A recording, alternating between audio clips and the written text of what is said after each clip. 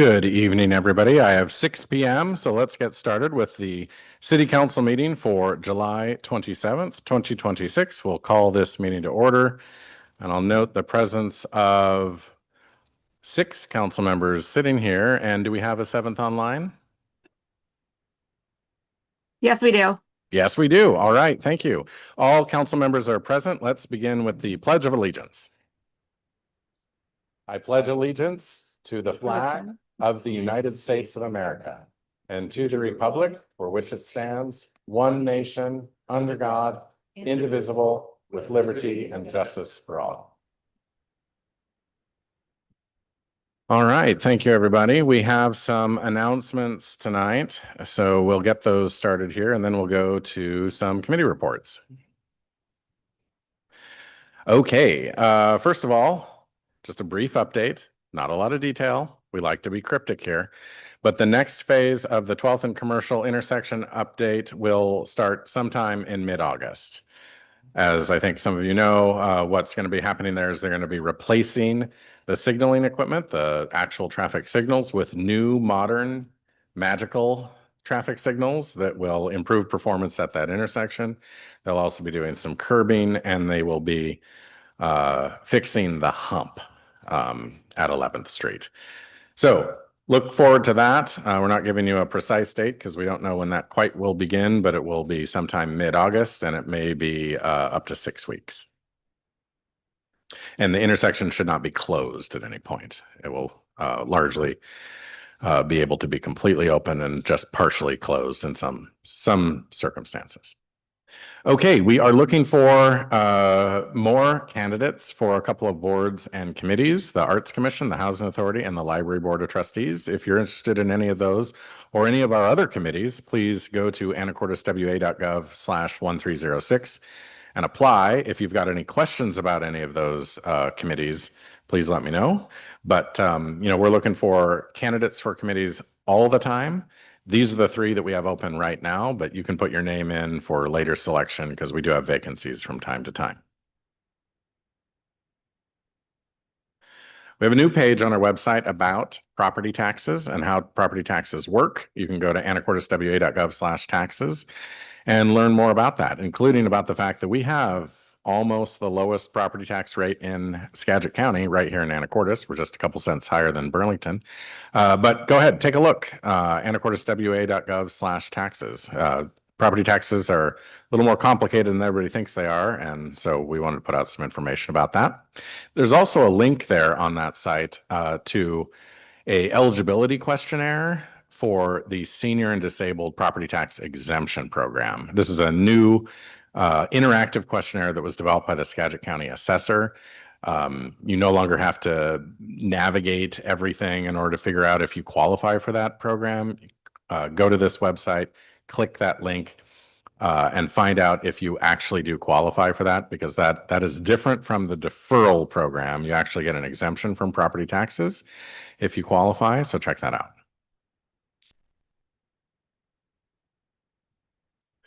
The library is having a couple of events here in August that they would like us to tell you about. First of all, during the Arts Festival, there will be a jazz stage.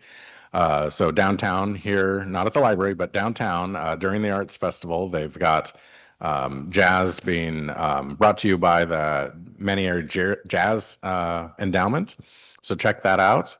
There's a teen trivia night at the library on August 11th. There's a session on AI and how AI can be made simple for anybody on August 12th. And then there is a children's program break where there won't be children's programming August 17th through September 13th. More information at anacorteswa.gov/library. The Arts Festival, as mentioned, is this weekend, so we hope to see you out there. Starts on Friday. Friday is kind of Locals Day, so come on out on Friday, July 31st, and it'll run through Sunday. National Night Out is August 6th, Tuesday, August 6th from 6 to 8 p.m. That is a great event at Storvik Park. The police department hosts this, and we've got a number of community partners out there. It's a great opportunity to get to know the rest of your community and the public safety officials that serve you. So please check that out, August 6th. And that concludes those announcements. Let's go to committee reports. Who wants to do the Finance Committee report? Mayor Walters. Ms. Moulton.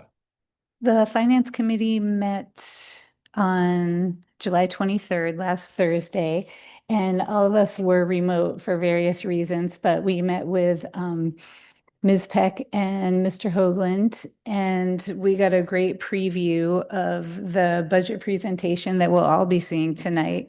I was very impressed with the slides and the way the information is will be presented. And so I'm not going to belabor this report with all the details about what we will see in just a little bit. There were a couple of things that did stand out to me.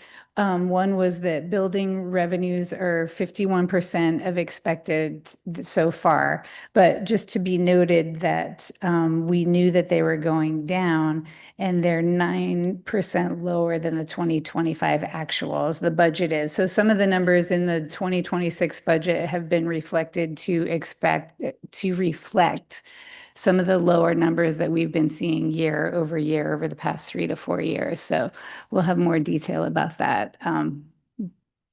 And that was about it for the Finance Committee. Okay, thank you. Library and Museum Committee. Mayor Walters. Ms. Hunt. Council members Courier and McDougall and I met with Museum Director Brett Lunsford in a hybrid meeting last Thursday.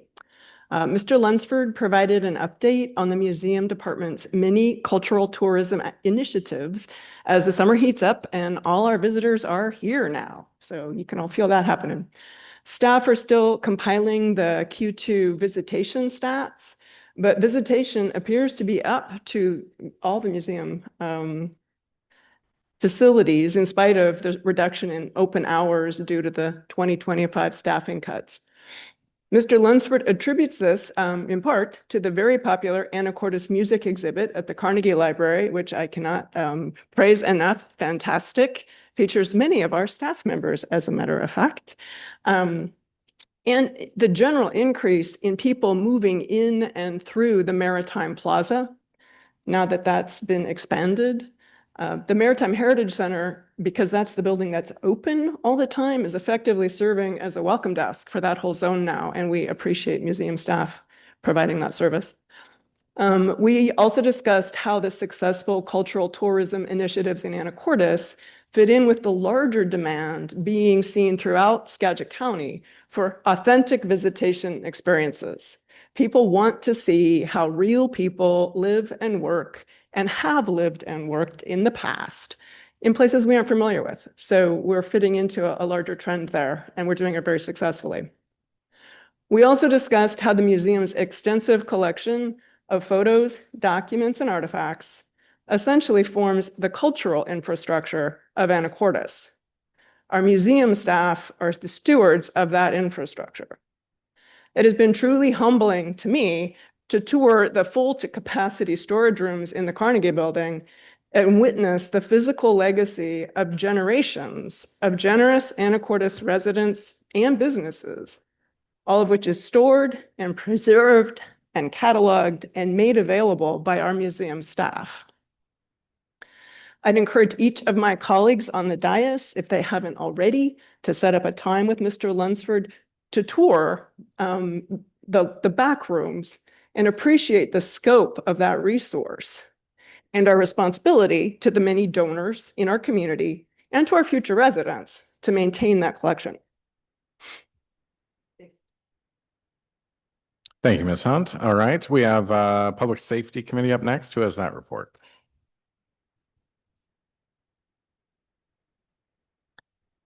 I don't hear Ms. Cleland McGrath, so I will offer Mayor Walters. Ms. Hunt? Ms. Moulton, Ms. Cleland McGrath, and I met with Chief Floyd and Chief McDonald on last Tuesday. Chief McDonald updated us on procurement details for the new fireboat. We discussed what the boat will be used for, which is both to respond to marine fires and to emergency medical needs on islands within our assigned EMS service area. And we also discussed how the boat will supplement the Guaymas Ferry as a means of providing emergency medical services to Guaymas Island. We discussed the need to establish a means of billing for EMS transports by that boat when it starts doing that. That's not currently contemplated in the billing rates established by Skagit County EMS. Chief McDonald also alerted us to the contract modification for the Fire Station 1 remodel, which we'll deal with later on the agenda tonight, so I won't belabor that. Chief said that interviews are underway to fill some vacant firefighter EMS personnel, and that the assistant fire chief position was expected to be posted very soon. And I checked before this meeting. I don't see it live yet, but soon. Then we talked with Chief Floyd to review the final edits on Ordinance 5032, the e-bike ordinance, which is also going to be on tonight's agenda later, so we won't talk about that anymore right now. I do just want to mention helmets. Helmets are something that we will talk about when we talk about that ordinance. We did inquire of both Chief Floyd and Chief McDonald if their departments still offer bike helmets to children who need them. Both those departments have at various times had helmets available through different state and local grants. And both departments are currently looking for new grant opportunities that would resupply them. And I think we are onto a few of those. So we will provide you with more helmet information as we get closer to open streets at the end of August. Mayor Walters. All right, thank you. Mr. Young. Could I add to that? Every once in a while, I don't know how you guys feel about it, but every once in a while, the Catholic Church has their big sale twice a year. I know because my spouse works it hard. And so sometimes there's an enormous amount of bike helmets there too. And, so it may be just another way in lieu of recycling great helmets. The church goes through this tremendous amount of effort to make sure that everything that's there is generally working. All of the watches have batteries in it, wound up. It won't be put out. And the helmets, that I see there among everything else, it's really been in great shape. So that may be another avenue in lieu of additional grant dollars. Thank you, Mr. Young. Any other council members have announcements or some committee reports that I missed? All right, hearing none, we'll go on to public comment. Mayor Walters. Hi. I just wanted to do a quick report. Right before this, I had the North Star Housing Task Force committee meeting, and we discussed somewhat about our 3-year plan for North Star. There is currently a survey that can be taken. I think the North Star has sent it out to all council members. I think it's also available to the public, but please make sure to fill that out. They're spending the next couple months working on gathering that information, and then we'll process it through and hopefully come up with a plan before the end of the year. So just wanted to put that out there. Thank you. And I'll ask Ms. Tottenham to find that email and forward it to council again so that you have it at the top of your inboxes. All right. Now we will move on to public comment. We have one person signed up, and that's the name I will call on first. But then anyone else is welcome to step forward as well. You have 3 minutes. Please state your name and where you live and adjust the microphone. So we'll begin with Pat Gardner. Good to see you, Pat. I haven't seen you recently. I was thinking about you the other day.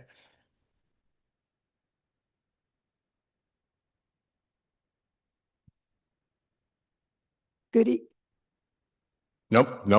No buttons to press. Okay. You're ready to go. Good evening, Mayor, council members, Pat Gardner, Anacortes.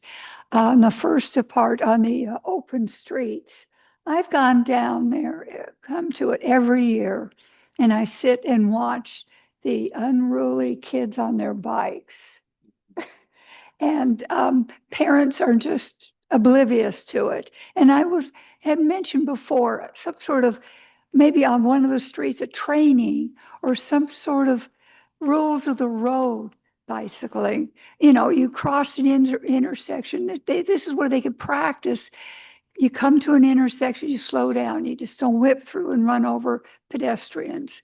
But I would think some sort of, I don't know if we have staff to do such a thing, but it would be nice to get a few volunteers out and maybe in one area for some sort of guidance for some of these kids, because the parents that I have seen aren't doing it. But anyway, thank you for your time. Thank you. All right. Anybody else for public comment? Okay, seeing none, we'll close the public comment period. And now we'll move on to the consent agenda. We have 4 items on the consent agenda. Council.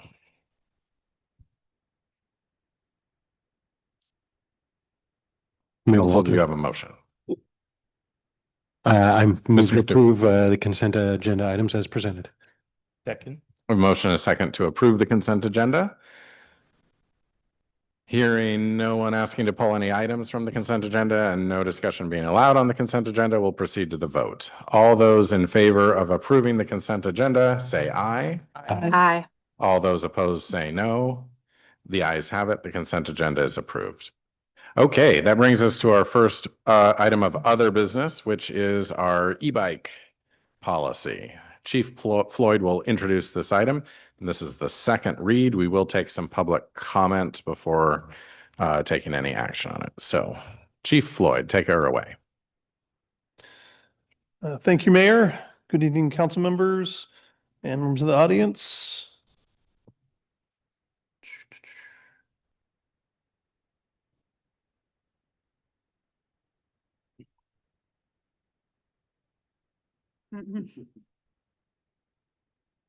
So I first want to give credit to this slide to Ms. Whitnam, who sent that to me earlier today, and thought it was important to note the juvenile seagull is wearing a helmet with a properly fastened chin strap, and it appears to be traveling less than 15 miles an hour. It's weird how our city attorney makes the best slides. The best animal slides, Yeah. for sure. So this is, as you mentioned, our second read, so round 2. And noting that tonight's council agenda has potential to be lengthy, I just did a few quick slides to help bring the changes that we made from the last version that you saw to this version. So under applicability, we reference the AMC chapter for the community forest lands, and that any operation of these vehicles in the forest lands will default to the language that's currently in the chapter regulating forest land use.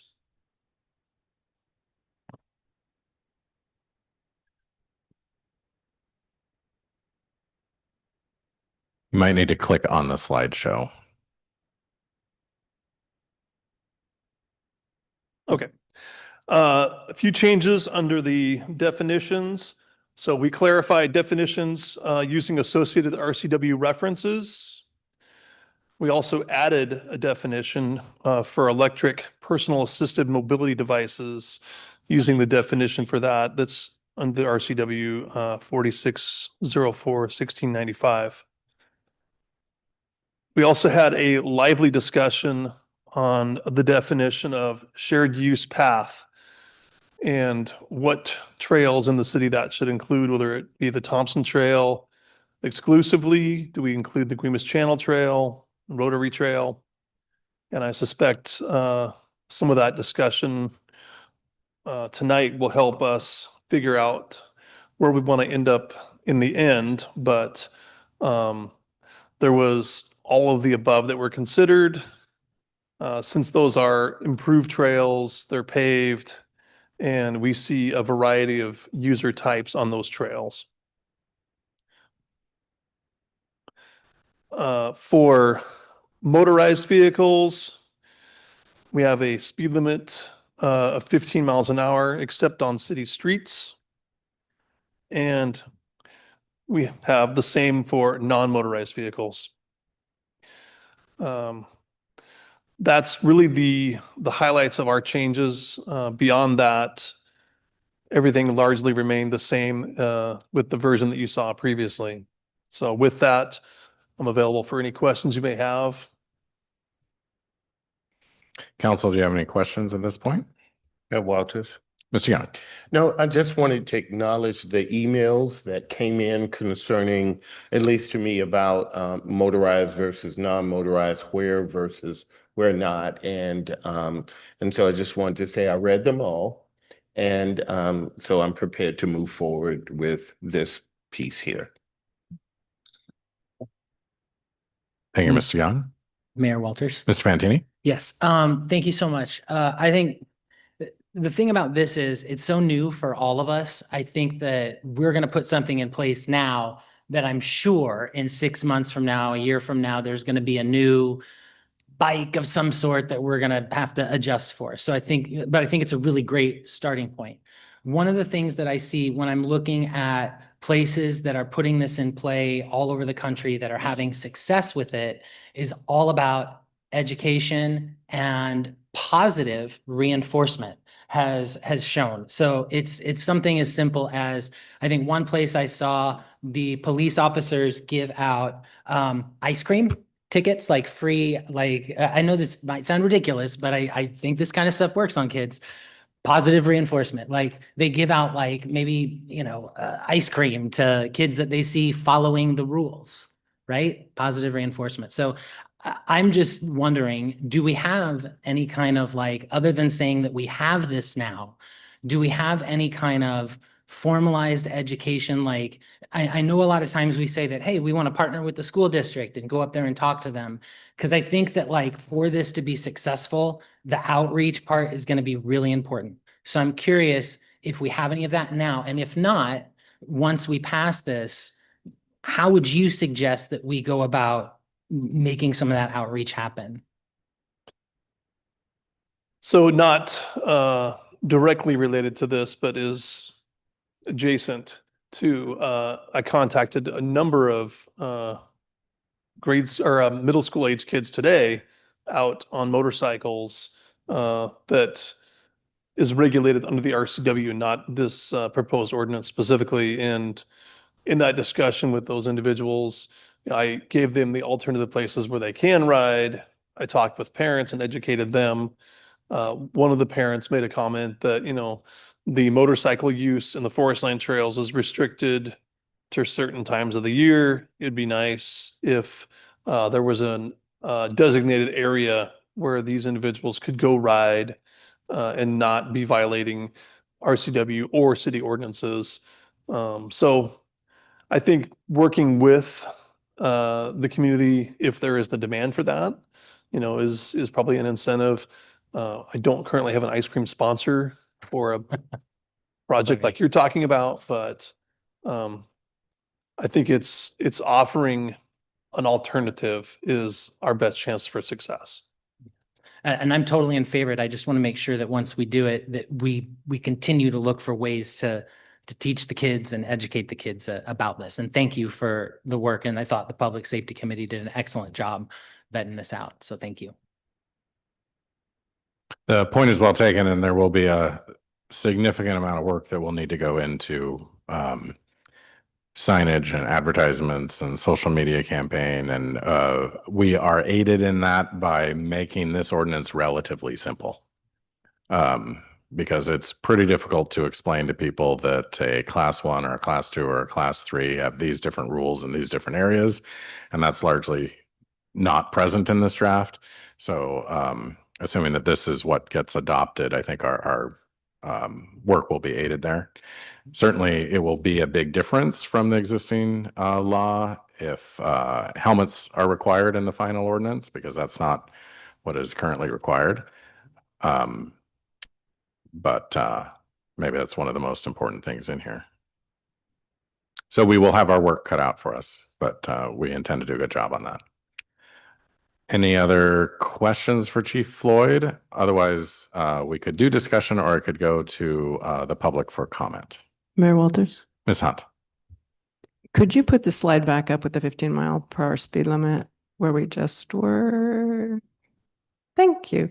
So the only question I have about potentially changing text that's in this draft, I had a constituent ask me if that limit to 15 miles per hour, except on a city street, means that if you are on Oaks Avenue on the shoulder or in a bike lane, you have to go 15. I said, no, our intention is that if you are on a city street, inside any painted lines or on the shoulder, you go the posted speed limit. But is that not what our language actually achieves? Do we need to make it more specific? There is a definition of street in the ordinance, meaning Yeah, my interpretation would entire be the width. same as Ms. Hunt's, that bike lane or shoulder would be considered part of the city street, and we would not expect them to follow the 15-mile-an-hour speed limit on Yeah. those areas. As long as it's clear. Specifically says includes any designated bike lanes on the shoulder. Fantastic. Thank you. If no one else is chomping at the bit right now, let's go to the public comment for comment. Does anyone here in the room want to provide comment? Pat Gardner, come on up. Come on down.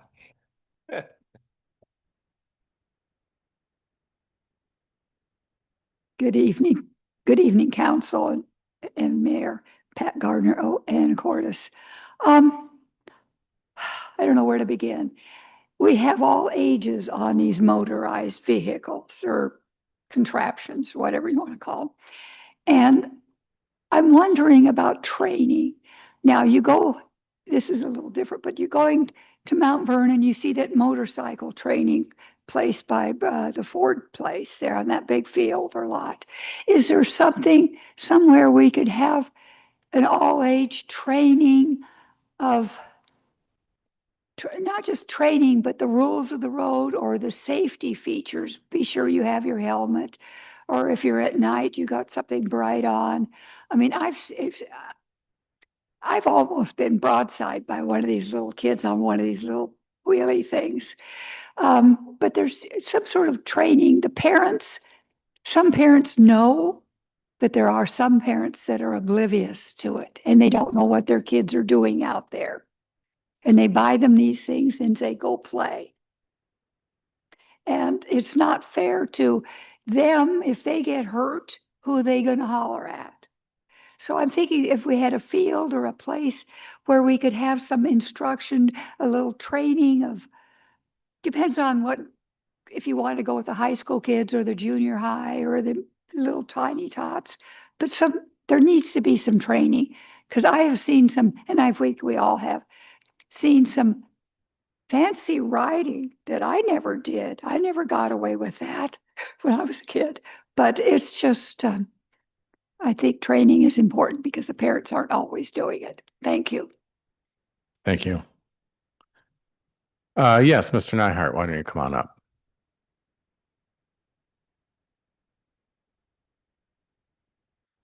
Mark Nyhart, Ward 2.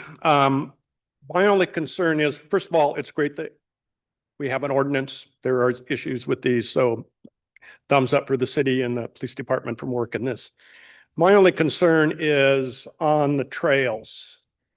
When you have bikes, you have people in, walkers, you have this and this and that. I don't know how it's going to be manageable to have that mixed use of people on some of those trails. Particular, the Tommy Thompson Trail, it's kind of a commuter thing, kind of. If the Guimas Channel Trail goes from where it is now all the way into town, it'll be used for some kind of commuter traffic.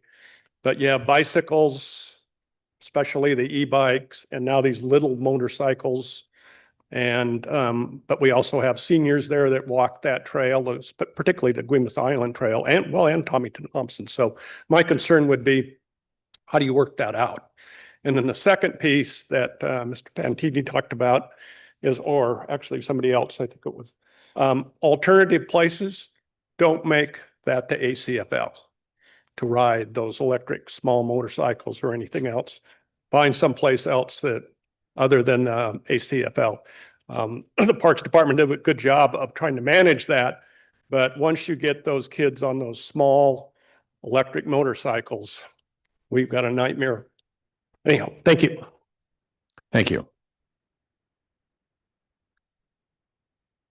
All right, I don't see any other hands in the audience here. Do we have anybody online? Nobody online.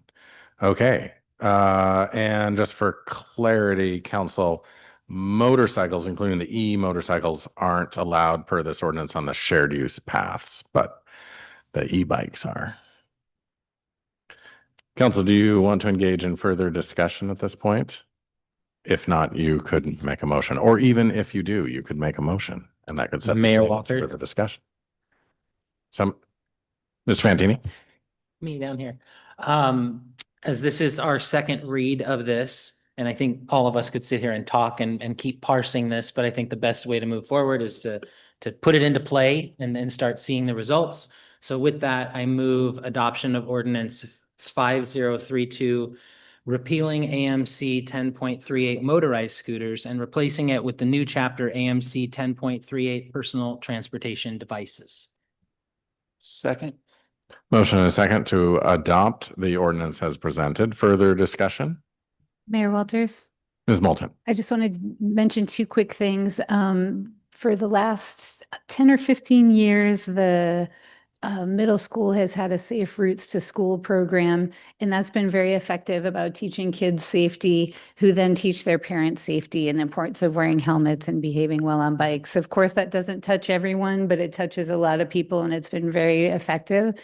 I also wanted to mention about all the different users on our trails. We've done a really good job as a community in the forest lands and on our shared use trails in being able to accommodate all different kinds of users. The forest lands is a great example of that. We have hikers, dog walkers, runners, bicycle riders, and motorcycles even. And it's pretty remarkable how well we do. And there will always be some people who do not do great and make it hard for other people. But I feel like it's like that on the roads that we drive, and it's on the sidewalks that we walk on. And when you have people, sometimes you have conflicts. But I'm confident that this will help us increase safety in town, especially for kiddos, especially with the helmet requirement, and that Chief Floyd and the APD are going to do a great job at reaching out, and we all will. And these kiddos will tell each other, and these parents will tell each other. So I feel like we're going to have a really good network, but of course there will be room for improvement. But I'm very much in favor of this ordinance, and thanks to everyone who worked on it. Thank you, Mayor Ms. Walters. Ms. Colleen McGrath? Thank you. Yeah, I just wanted to add the fact that, you know, the goal of this ordinance is to give our police department and the public a little bit some more reassurance and some tools to have positive reinforcement. I think that the education is key, the ability to teach elementary school kids especially is important at that age before they even get to middle school, but also to give the principals and teachers the tools to say, hey, this is really important. There are rules that you need to follow. And these are the rules. And really our goal is to make sure that we can share those paths safely, and that students and adults can get around safely. When we were at the AWC convention, there were a variety of ideas, whether it's, you know, some kids would go and meet with the police department and get a pamphlet about how to ride safely, and they get a sticker on their bike. I think there's a lot of opportunity to do outreach, and we are lucky enough to have a police department that has reinstated their bike patrol. So that is also another opportunity to have just positive interactions with community members. I think it's not just kids, it's also adults who haven't been well versed in how to navigate either on these shared paths or with vehicles. So I'm really excited about this first version passing, and yes, agreed that there probably will need modifications, but we were trying to really focus on behavior versus specific classes. And I think that this does a pretty good attempt at solving that or addressing it. Thank you, Ms. Colleen McGrath. Mayor Walters? Mr. Young? No, I just wanted to add to my colleagues' comments. You know, we spend a lot of time on youth, and I think it's important for the next generation to understand the standards, the norms, the things that we hold near and dear in our society. It's one of the things that also helps us to recognize others' contributions, but also at the same time create an opportunity for evolution, if you would, about processes as we go forward. I'm a big advocate for youth, but I'm also an equally big advocate for the adults, because we in Anacortes have a large population of very active adults that are trying new things, biking, hiking, boating, and it's amazing. It's one of the strengths of our town, and one of the beautiful things that makes our town so wonderful, in that those adults also help us create the forest lands by, make those donations or go to one event or another. So I really, really, really appreciate that. Thank you. Thank you, Mr. Young. Any other discussion? Mayor Walters? Ms. Hunt? Yeah, in response to Mr. Nyhart, who made some good observations, and Ms. Moulton, we already have the shared use. It's already happening. We're not allowing something new. We're just putting some guardrails up. And it's easy to focus on a 15-mile-per-hour speed limit, but the most important parts of this ordinance are that you can't ride in a manner that endangers someone or without yielding to pedestrians, no matter who you are. Our esteemed colleague, Councilmember Emeritus Erica Pickett, has often told us that the safe and appropriate speed for any wheeled vehicle to overtake any pedestrian is the same speed the pedestrian is moving at. Okay, you make contact, Mr. Young suggested a bell, or you holler or say, good morning, whatever you want to do. You do not pass at 15 miles an hour. And that's what we will model, those of us who are out there on two wheels, and we will continue to educate the kids and our fellow adults. I'm also just going to put in a plug. I mentioned several people asked me about the helmet law. Why only kids? We're going to let adults make that choice for themselves. But I am here tonight because when my bike hit a vehicle and my head hit the asphalt, my helmet cracked open and my skull did not. Wear your helmet every ride. And if you care about somebody else's head, make sure they're wearing a helmet. Thank you, Ms. Hunt. Council, are you ready for the vote? No objections. I'll proceed to the vote. This will be a roll call vote. Mr. Francois, would you please call the roll? Mr. McDougall? Yes. Mr. Fantini? Yes. Ms. Hunt? Yes. Mr. Courier? Yes. Mr. Young? Yes. Ms. Cleveland McGrath? Yes. Ms. Moulton? Yes. Mayor, the ayes are 7, the nays are 0. Thank you, Mr. Franciac. Thank you, council. The ayes have it. The motion and the ordinance is approved. Council, I really appreciate your embrace of this ordinance. Council Public Safety Committee, thank you for taking the bull by the horns and getting this drafted and getting this done. Thank you to Chief Floyd. Thank you to the legal department, including Liz in the legal department, for your assistance on this. I am ever so glad that we have gotten this done. And now it is our task to roll this out before we have a fatality as the result, or a serious injury as the result of inappropriate behavior with some of these personal transportation devices. And so we all have a large responsibility to model the right behavior, as has been talked about here tonight, and especially for parents, because this ordinance is not directed solely at kids, but obviously it's one of the big reasons that we have taken this up, and it's those that we are really trying to protect here. All right, with that, we'll move on to 6B, which is our contract mod for the A Avenue landfill investigation. Mr. Lunsford, go ahead. Thank you, Mayor Walters, council members, audience members. So I was here not too long ago with the previous contract mod for the A Avenue landfill. In that time, since my last appearance, they started the remedial investigation at the site.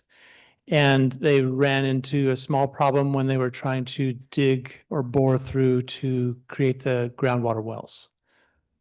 Just to remind you where I'm talking about, the A Avenue landfill is in the community forest lands off of what would be 37th and A Avenue.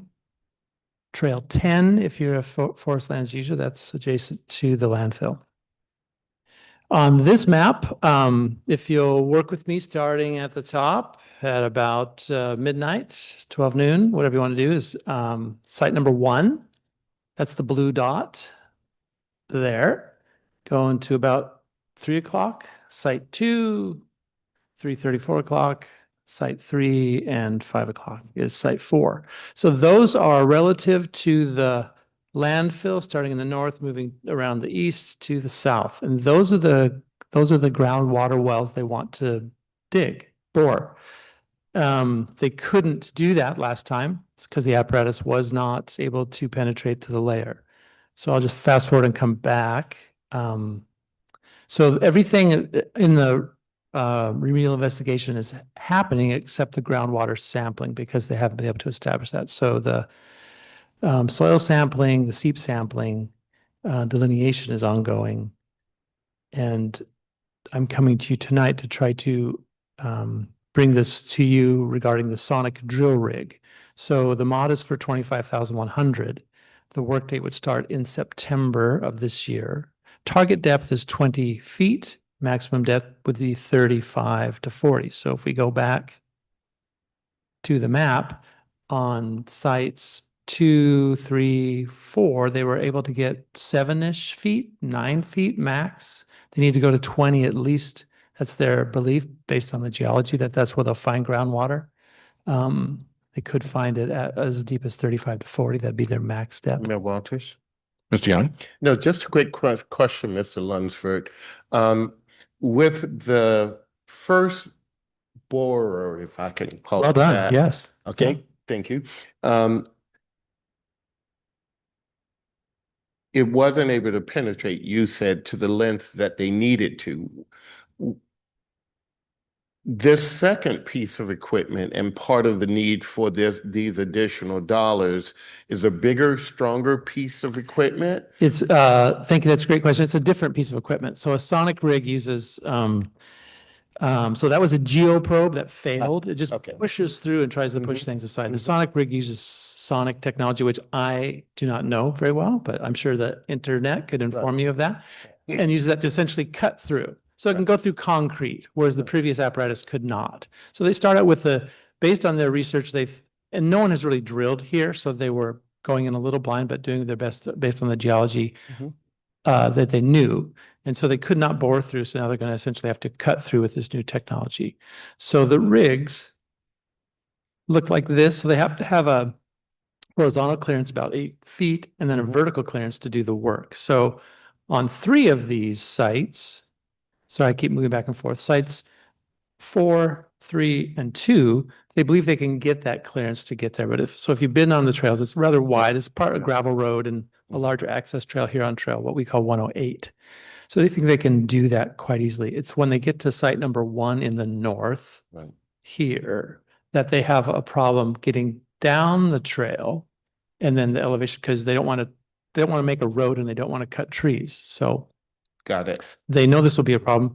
They believe that this apparatus can cut through to the necessary depths and they believe that can happen in the 3 sites. And the 4th site, they'll just have to determine when they get there. There's a clause in the agreement with the state that, if we run into this kind of problem, we can adjust it in the field and have that discussion and find out what ecology would like us to do at the time. So you've answered my question because I guess, I was just looking at the largeness of the piece of equipment the second time around and trying to figure out how we would sort of get it through and where it needs to be.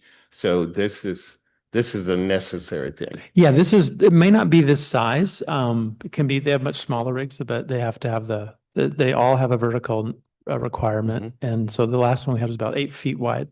And if you can imagine those trails, some of them are quite narrow. And so they'll do their best to get out there. That's their goal. I appreciate you anticipating as much. You know, you tend to, in your presentations, among others, but in your presentations, you anticipate the possibilities and you bake those into the agreement, which thereby, in many instances, protect us as a city and allows us to save money just through well thought out agreements and coming forward. So thank you. Well, thanks to Ms. Swetnam and the Anchor QEA team for helping to put that all together.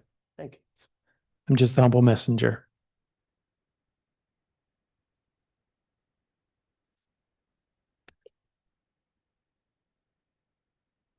Mr. Lunsford, do you have more slides?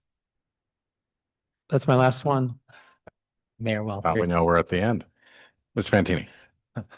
Thanks. Sorry. Yeah, I was waiting to see you. I don't have a lot of questions right now because I have a million questions. So I am going to say, if possible, and maybe this is just because I feel like as I look at this, this is one of these projects that we have spent a lot of money on, and I don't know where the end is of the project. So one thing that would be helpful for me, and I think there are other council members who have been up here a lot longer that I think have a lot more information. So I'm not saying that the information hasn't been given, but for me, I would love to get together and have kind of like a soup to nuts on this project because it's a lot of money and I don't know where the end is. I think that so it has several phases. You know, the agreed order was essentially the contract. The remedial investigation is investigating what's there on site, gathering groundwater, soil, seep samples, delineating the size of the former landfill. And then based on that information, then they'll enter, is it the feasibility, Ms. Swetnam, the feasibility study? Is that what that's? Right. So they'll do this remedial investigation to characterize the site and see if there are contaminants that actually need to be addressed through a cleanup process. And then the feasibility phase is to look at what those alternatives are, what cleanup levels are required, what the pathway is. So we don't know at this point where it's going to end up. It may be that the result of the remedial investigation reveals that there are not contaminants that need to be addressed through cleanup process.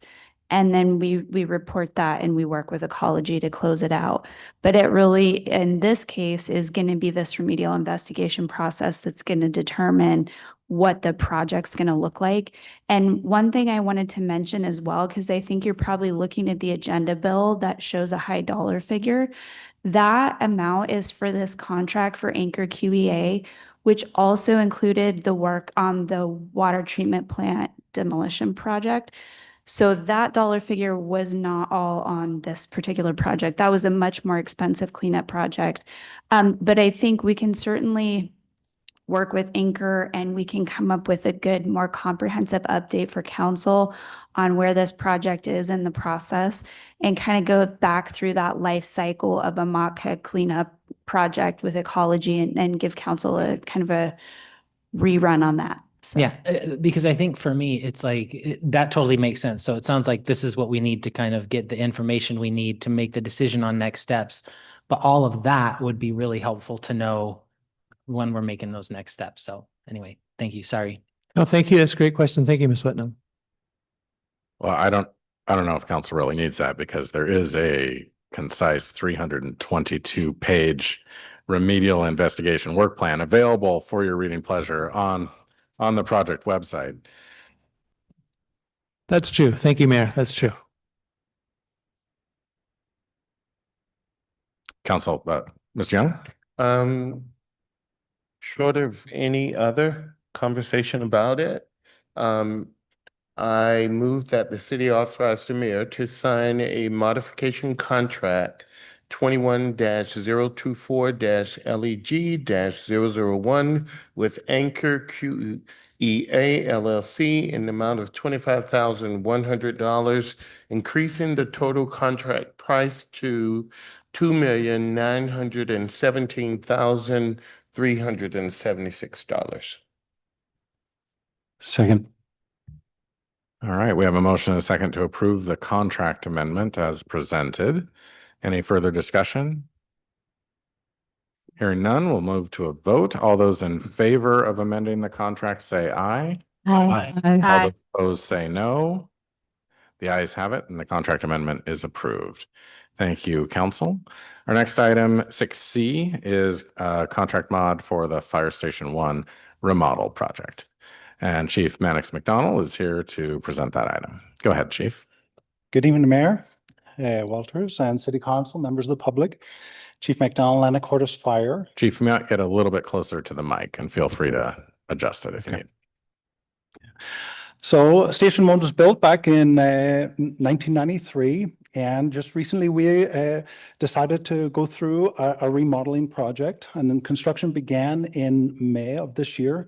And shortly after the demolition, several unforeseen conditions were discovered that required changes to the scope of work, items that had not been anticipated during the design but were required to complete the remodel as intended. Examples of those were, for example, the sprinkler system had to be extended, and some of the sprinkler heads had to be modified to reach all of the different areas of the spaces that were opened. There was a chase that was no longer used that was opened up to increase office space. One of the exterior doors had to be increased to 36 inches. We had to relocate gas, vent, electrical, and data lines. And another unforeseen condition was when the surface had been removed, the subfloor was not the appropriate build for the new flooring material that we were going to put down, and that we needed to be guaranteed of its longevity by the contractor. All of the work is fully documented, including the scope, the materials, any subcontractor costs, and permits needed, all of which were necessary to complete the remodel safely and correctly. The total cost of these changes totaled $29,771.37, which increased the total contract with Laser Construction to $290,715.81. All of the costs, both the original project and the additional work, were to be covered by 90% of fire impact fees and 10% of EMS levy funds, which would come out of the general fund. The remodel supports our second engine company that is staffed at Station 1 and the Battalion Chief Unit by improving kitchen and living spaces, expanding office space, updating flooring and finishes, all accomplished without moving any exterior walls on the station. City staff recommend approval of this modification so the project can be completed as designed and required. And I thank you, and I'm asking for your support in approving this contract modification. Thank you, Chief McDonald. Council, do you have any questions? Mayor Walters? Ms. Hunt. I'm not sure if this is actually a question for Chief McDonald or for you or for somebody in Public Works. I did notice that all the individual work orders were signed by a member of our engineering staff. I'm wondering who manages projects like this at PD and Fire? That has been, so that's a question for me, and that's been in flux. This project was started by the fire department. Future projects, and you'll see this in the CFP, will be future projects that involve facilities that aren't a utility facility will be managed by Public Works Engineering or facilities. But we're making that change about how that organizational structure takes place. So Chief McDonald has been involved in this one that Chief Harris started. But also engineering was involved as well, so there were multiple cooks in the kitchen. Does that answer your question? Yes, thank you. I appreciate Chief McDonald stepping in, but I know that our police and firefighters have lots of other things they're really good at and that we need them to be doing. And we also have engineering staff and public works staff who are really good at administering construction contracts. Well, and that's my objective as well. Council, any other questions? All right, thank you. Sorry, I thought you were moving toward the button there, Mr. I Young. was, but I saw another finger. Oh, okay. All right. Mayor Walters, Mr. Courier. I move that the city council authorize the mayor to sign a modification to contract 25-035 AFD-002 with Laser Construction LLC in the amount of $29,771.37, increasing the total contract price to $290,715.81. Second. Motion and a second to approve the contract modification. Any other discussion? Hearing none, we'll proceed to the vote. All those in favor of approving the contract modification as presented, say aye. Aye. Those opposed, say no. The ayes have it. Contract modification is approved. Thank you, council. Our next item is the wastewater treatment plant alternatives analysis. And Brian Walker, you are up. Council, Mayor, tonight we have for you an update on the biosolids alternative analysis. Last time we presented to you guys, there was about an entire page full of technological options on the plate, and through a series of meetings, workshops, vendor presentations, site visits, we've got it narrowed down to a fairly short list. So without further ado, we've got Greg Makos with Brown and Caldwell. One other thing, it's kind of important to note, this presentation is about the biosolids alternatives. It doesn't have anything to do with the wastewater treatment plant proper or the NPDES permit or nutrient removal. That is an entirely separate topic. So tonight it's just about replacing old equipment. Thank you, Mr. Walker. Good evening, Mayor Walters and council members. Good to see you again. Also, thanks for being so engaged, and love giving these updates on our process that we're going through with Brian and his team. So it's been now good, probably 9 months that we've been working with the city and going through a prescriptive planning process that's designed to be objective. And as consultants, also being agnostic and not putting kind of the thumb on the scale, making sure that you get a solution for your solids process that's long-term and meets your goals. And so today we're just going to kind of refresher on what we've done so far, our overview of the survey results, present the 5 shortlisted alternatives from the universe of options that we started with, and then I'm going to highlight for you the next steps of the process. And there'll be another opportunity to engage you all as part of this process later in the fall. When we did the surveying activity and highlighted the mandatory goals and evaluation criteria, we sent out survey materials to you. You participated in that. Thank you for filling those out. Your staff at the treatment plant and the Public Works Department also contributed.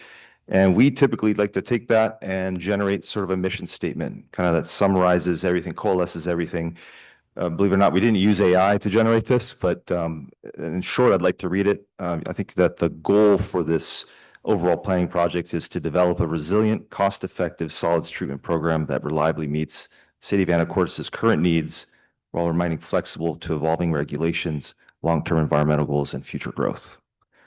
Kind of an all-encompassing objective.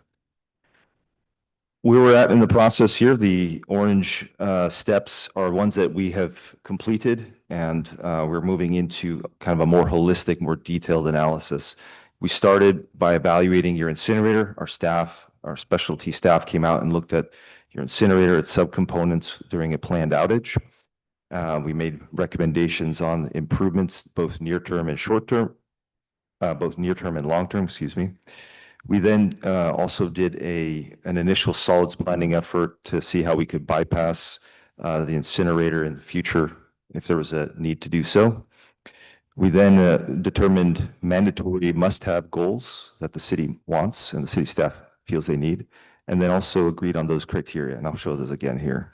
We then also did a market biosolids market assessment. Some biosolids products do have a market and end use, both local and regional. We then screened the universe of options down and identified 14 alternatives that then through a workshop setting with your staff, we narrowed down to 5.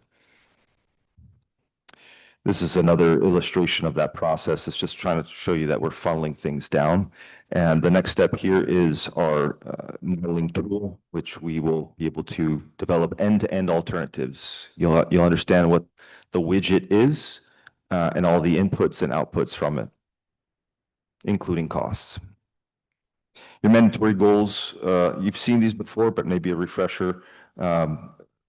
For the public, the technology needs to fit on the physical space of the treatment plant. We don't want to be buying the version 1.0, the first of its kind prototype. So it needs to have a commercial installation operating in the United States of similar size.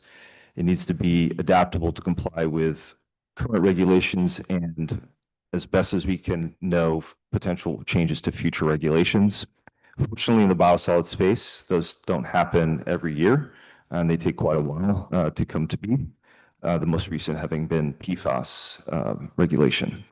The technology should not require proprietary materials, leaving you stranded if a manufacturer goes out of business and can no longer support you.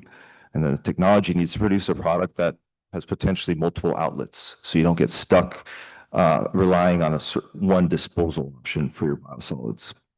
And then last but not least, you wanted a technology that does not need to be staffed 24/7. It can operate 24/7, but doesn't need to be staffed 24/7. The evaluation criteria, you've seen these before again. You have environmental, social, financial, technical, and regulatory. Where these are going to come more is going to be during our multi-criteria decision analysis workshop, which you will participate in. And that'll be a workshop in which we'll be able to basically turn these knobs and they're waiting to see how those impact the selection. And we can do that in a live setting. This is an overview of the survey that we sent out to you. Thank you for a 100% response rate from you and your staff. Generally, everyone is aligned on the mandatory goals I just shared, as well as those evaluation criteria. On the right, it's really mostly to show kind of a general alignment. If you didn't have this alignment on your mandatory goals and some of these topics, you would see a lot more scatter on this graph.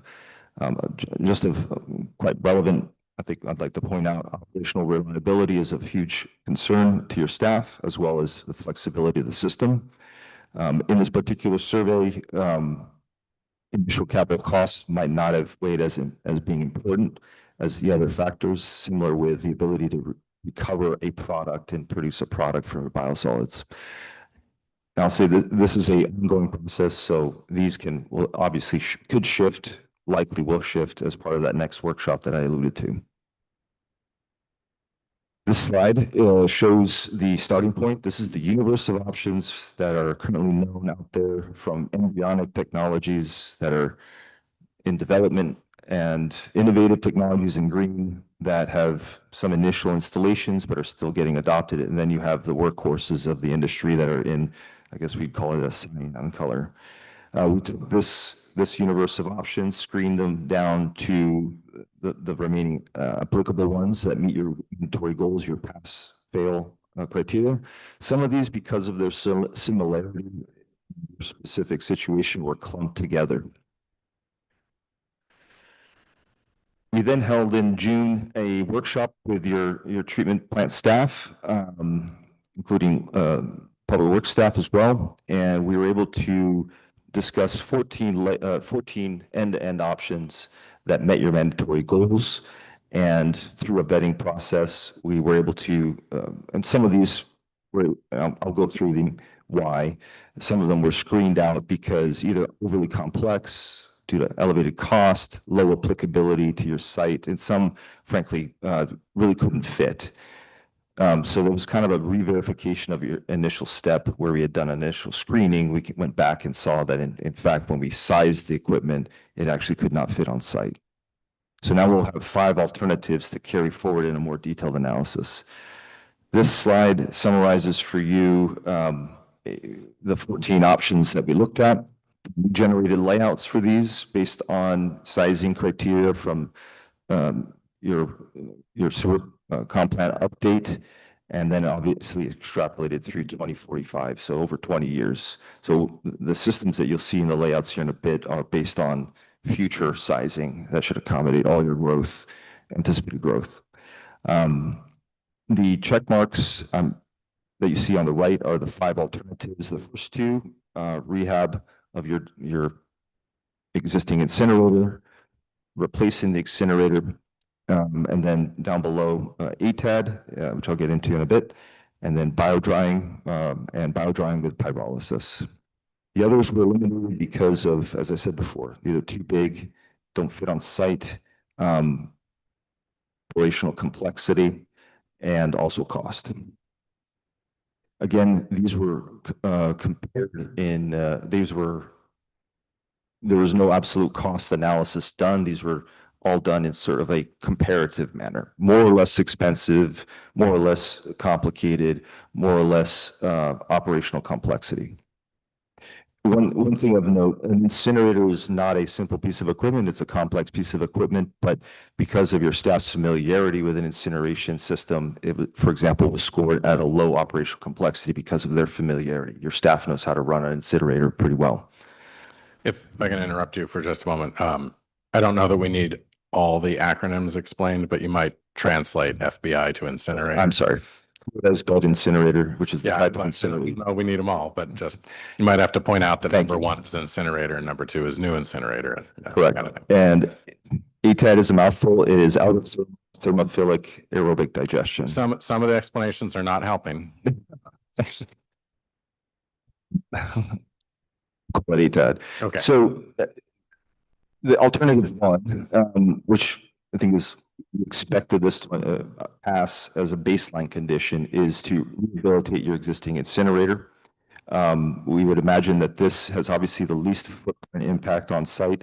Rehabilitating your incinerator does mean some expansion of your incinerator building, because we'll have to add more sophisticated and additional air pollution control equipment to meet new Quad L requirements, which are more stringent air emission requirements. However, it's a familiar operation. It's a system that you have operated for 30 years. You produce hardly any residuals, just ash in similar quantities as you would today. And however, the cons are, you obviously are always encumbered by the pretty onerous air permitting requirements and are subject to changes in those air permitting requirements. And one might say, oh, it's been forever since that's happened. Well, the Quad L requirement that you're going to be under was issued as a ruling in 2010. So you obviously are always open to that risk going forward, operating an incinerator. The other con with this alternative is while you're upgrading this incinerator, you're obviously going to have to be disposing of your biosolids in some shape or form, likely through landfilling. So that will mean truck traffic for an extended period of time as that upgrade occurs. Mayor Walters? Ms. Moulton? Just a quick question. Thank you. What do the 4 L's stand for? The 4 L's are not, actually it's not an acronym. It's a CFR subsection of the Code of Federal Regulations. So you operate under triple L currently. Okay, thank you. And there's really no rhyme or reason to that, is there? What do you mean? 4 L's comes after 3 L's. Does that make sense to anybody? They ran out of subsection designations, I assume. So.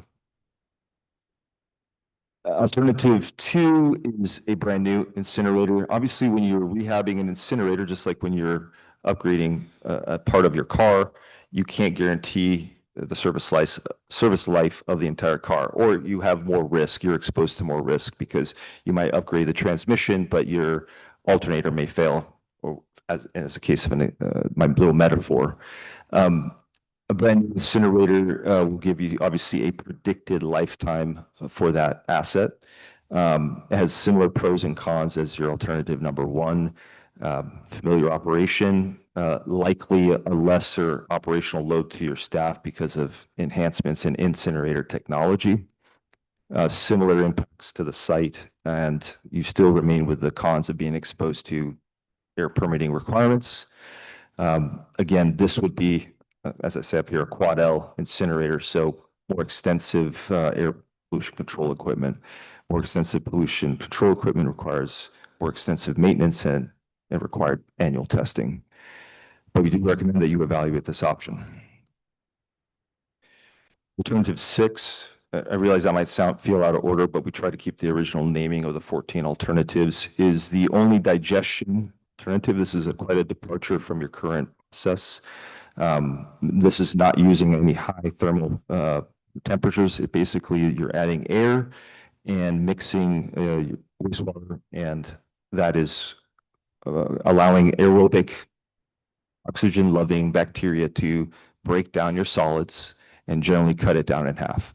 This process we are currently verifying it's borderline, but it can fit on your site, has a low operational load and on your staff. However, you will end up producing a biosolid product that has to go somewhere. A Class A product, which is a product that you can give directly to the public, similar to what like Laconer is doing. However, Laconer achieves that through a composting program, but you can produce a product. However, when you have a product, you got to manage a product. You have a product now, but it's an ash and it gets landfilled, and it's much less cumbersome than the additional volume that you're going to get in this case.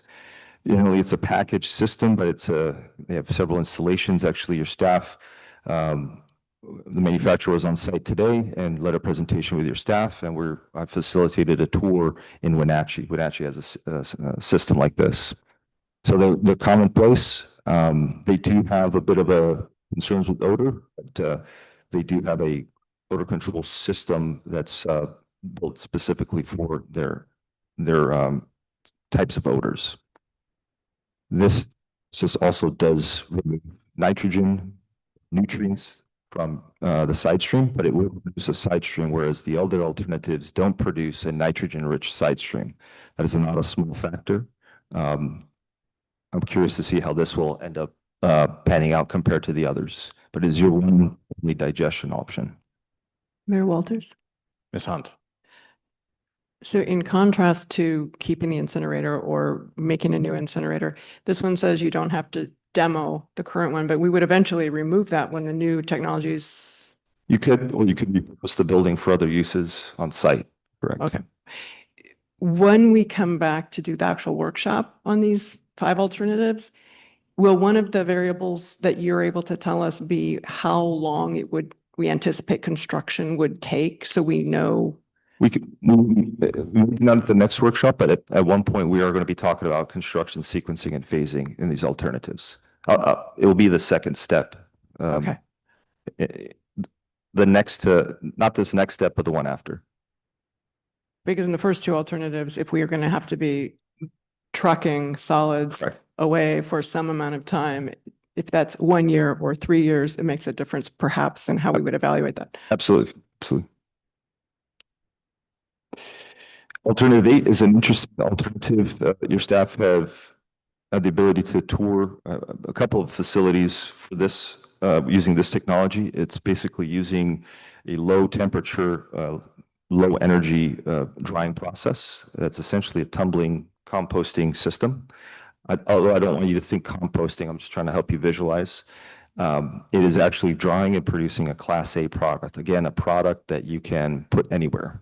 You can give it to the public. You can landfill it if you don't have a place to put it, or you can market it. It has quite a footprint requirement. To get to your 2045, you need 6 of these package systems. They're about the size of a 40-foot container. However, that does give you some room for expandability. Like, you don't have to install all of these at the same time.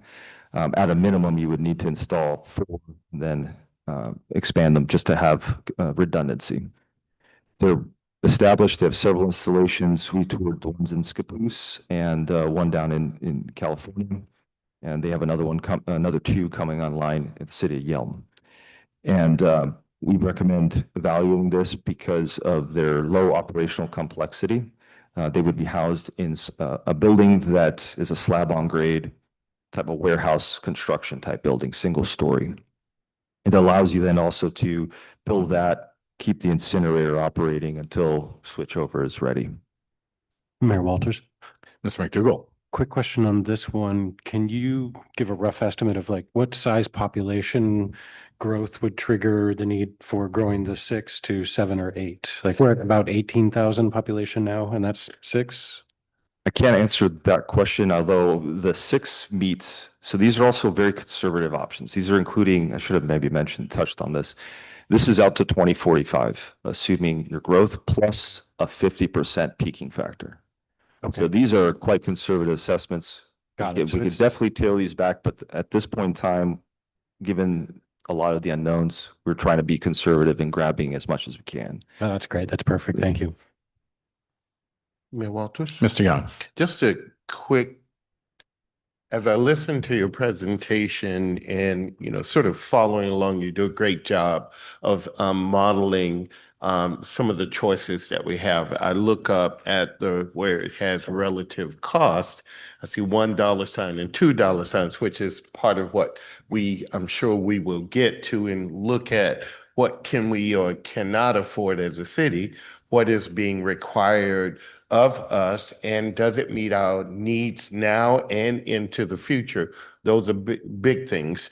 One of the things that I guess I'm also curious about, when I look at all the pros, when we talk about what it does, all the other wonderful things, it still comes down to some of the cons. And in some of those cons, I'm noticing it says potential odors. And, that it's maybe what we really have to weigh out.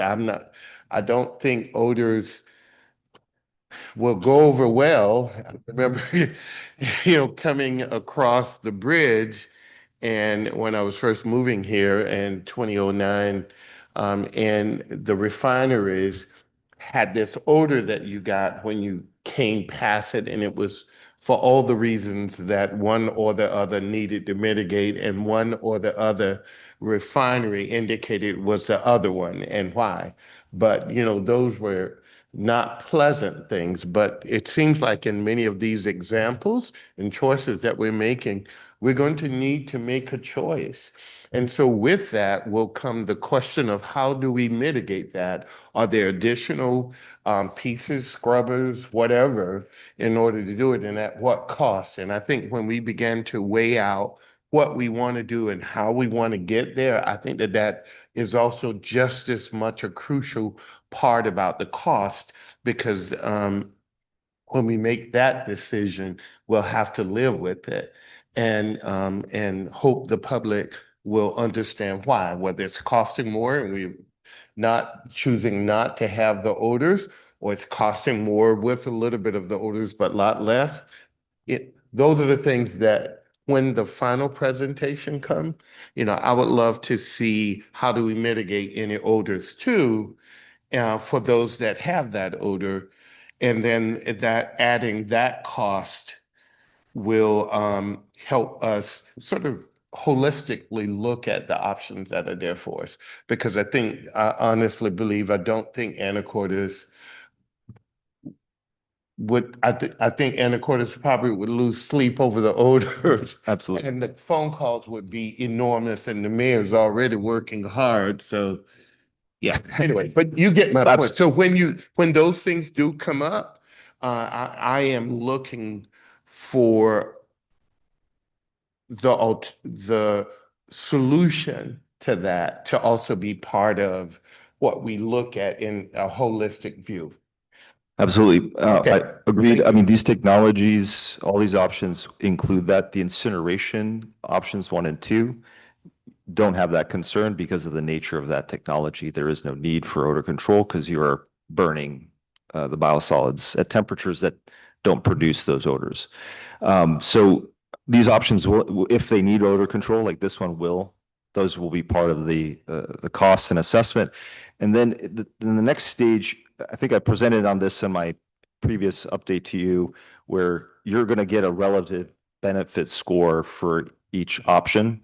And that score can jump around depending on how we turn the knobs for the different criteria. So if you want to look at, hey, what if we really care about odor? As if odor is the main thing, then you'll see that in some cases, that relative benefit score will shift. Right. And one last piece on this, I love how in the slides you've got potential odor. And I love that. It's no guarantee that it won't be. Okay. What I'm also looking for is, quite honestly, in other examples of other cities or other places that have run this same model forward, what were did they have odor? On what scale was the odors? Was it a 1 or was it a 15 on the scale of 1 to 10? And so what I'm saying, the reason I'm saying it the way that I am is that when we say potential odors, I'm believing that there will be some odor. And the question becomes, with each of these strategies of solving our problem, I'm looking for that honest assessment of whether or not it would be odorous, because others have probably faced it. And so when we on the dais and the mayor and the public take a hard look at what we want, and what we want to pay for or have to, we'll have that baked into the decision. So we went into the decision eyes wide open. That's all I'm looking for. And you're given that, but I just want it to be clear. That's what I'm looking for. Absolutely. We'll definitely make sure to touch on that topic at the next workshop. The next alternative is a more enhanced version of the biodrying, and this is where actually you tack on the pyrolysis process, which allows you to produce a material called biochar that is a PFAS-free product similar to charcoal, and it has a volume reduction similar to your current incinerator. In the case of this manufacturer, they buy it back from you at a royalty fee. That material generally right now is being used in concretes for admixture replacement, aggregate replacement, and generally for carbon accounting, if you'd like. However, this outfit does buy those back. So at this point, you wouldn't have a product to dispose of. They would take it off your hands. This obviously has a large footprint impact, but it's also kind of a modification of the previous alternative, and the decision to go this route doesn't necessarily have to be made at this point. It's somewhat expandable. So you would tack on the pyrolysis process to your biodryers. You could install biodryers now, produce a Class A product, and then evaluate down the line whether you want to add on pyrolysis. We felt that this still achieved your goals. It has operational complexity because now you're buying a dryer and a pyrolysis process. However, it's going to be interesting when we do the end-to-end alternatives on this when it comes to comparing it to incineration. Sorry. Ms. Moulton. I just have a quick question about the biochar. That's used in compost for fruits and vegetables too. Is this of that quality, or it seems like if it's going to be used as aggregate, it might not be something you want to put in your vegetable garden? It can be used. It has more grit in it. It has about the typical, we haven't tested your biosolids, we can, but your biosolids generally are probably like 40% carbon. They have some aggregate sand is still in there. Like if you were to make biochar out of just vegetable waste, you would probably produce near 100% carbon. It can be used as soil additive. It's just that the industry for biochar has changed direction and sees more benefit value in locking up, sequestering your carbon in concrete, which will essentially stay there forever. A big concern in the carbon markets is kind of some shady trading with carbon, where what happens if you invest and plant a forest and that forest gets cut down or burnt by a fire? What happens to your carbon credits? A lot of utilities, King County is one of them, have explored permanent sequestration of carbon, and they believe, at least the general market believes, that biochar is best suited as being stored permanently in construction products. Now, they're not building high rises with this. They're typically doing sidewalks. They have multiple projects across the country, and they are working on developing actual ASTM standards for guidelines, for specs that the public can use. We actually just had a webinar with them on it, talking about the latest updates on that. So did I answer your question? You did. It's all very interesting. Thank you. Mr. Courier. Yeah, just one thought too, like to kind of tag on to what Anthony was saying about odors, like if we're getting down to comparison too, I think it would be really helpful to understand proximity of the facility in other locations, because we are a really small island and this is really close to our downtown tourism corridor. So I think it would be really important to look at proximity of the plant to where like kind of our core downtown is. Absolutely. I mean, so generally at a treatment plant, when you're smelling an odor, it's something has gone wrong or there has been an upset, generally speaking. That's the case. There's going to be undoubtedly, whatever option you choose, there's going to be a period of possibly of downtime. And, you know, in the case of the incineration, you don't smell a lot of odors because the process is a high temperature thermal process. It burns off the odors. In a bio-drying situation, if you had, say, for an outage of a bio-dryer, you'd likely have a material that's partially dried that generates odors, but it would be enclosed in a building within a appropriately designed and sized odor control system. And these would be, you know, specifically designed for these types of odors. I don't want to bore you, but there are different sources and types of odors at a treatment plant, depending on what side of the process you're on. Biosolids at this side of the process can be treated with a specific type of odor system, which likely would be some sort of chemical scrubber paired with a carbon filter.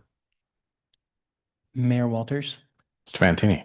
Thanks. Welcome back. Yeah, good to see you. And also, I just wanted to say thanks to the staff and yourself for getting this into the packet on Friday. So we have a lot of time over the weekend to pour over these slides. So I do have a lot of questions, but my questions really aren't for tonight. I know one of the next steps is we're going to have a workshop around this. So I I will send this over, but I want to kind of give some background on what I would be looking to evaluate. So like for the first alternatives, the 1 and 2 of the rehabbing, I'm kind of curious around air permitting, like what hurdles we might face with the Puget Sound Clean Energy Agency when we're rehabbing versus building a new one. Are there any differences in that? And then I'm really interested because our staff is extremely good at guessing right. They've done it over and over again many times. And I'm curious how confident we are that our staff is that we can obtain a permit that isn't going to be challenged by a lot of environmental groups. So that's one of the questions. Also around kind of like the landfill logistics, the cost and the timeline, I think Ms. Hunt already mentioned that. And then any long-term regulatory risks. So with PFAS, you know, if we're talking about redoing our current incinerator, and you know, things change in the next 10 years, will either of those options, can they be retrofitted if there were some big changes to PFAS? Or would they essentially just kind of become, you know, so that was for those two. For the alternative 6, odor control, I think we've covered that enough. I'm curious to know the cost of whatever the solutions are that would involve odor control. And then I am a little interested in this whole biosolids idea and repurposing biosolids. I mean, I go over and scoop up all my stuff from La Conner. I mean, you know, we need it, rather than just dismiss that and say like, we can't make any money on that. I'm kind of curious if there are any places that have put that into play. You know, we have a lot of landscaping companies around here. We have a lot of, so I'd be curious if there is any opportunity for revenue or if we've seen that in other places. Also there's only, I think, 25 ATAD facilities in the US. So I'd be very curious what other operational pitfalls that any of the other ones have had. For alternative 8, what I'm curious about, we're talking about 6 large units. Could there be a phased approach? So like if we went that route, could we have a phased approach where we put 2 in and then as our flow increases, we do more? I'd love to hear more about that. And then for the alternative 9, that's the one I was kind of most confused by. So I think that's the one that for me, I would love just a little more understanding around. You get all that? Yeah. I'm sorry. I want to answer all your questions. I want you to have what you need for your workshop. Absolutely. So let's start in reverse because it's fresher. So on this last one here, essentially, you're feeding a dry product to the pyrolyzer. Pyrolyzer needs a dry product. The pyrolyzer adds temperature without oxygen, and it spits out biochar. So basically, it thermically changes the carbon in your biosolids.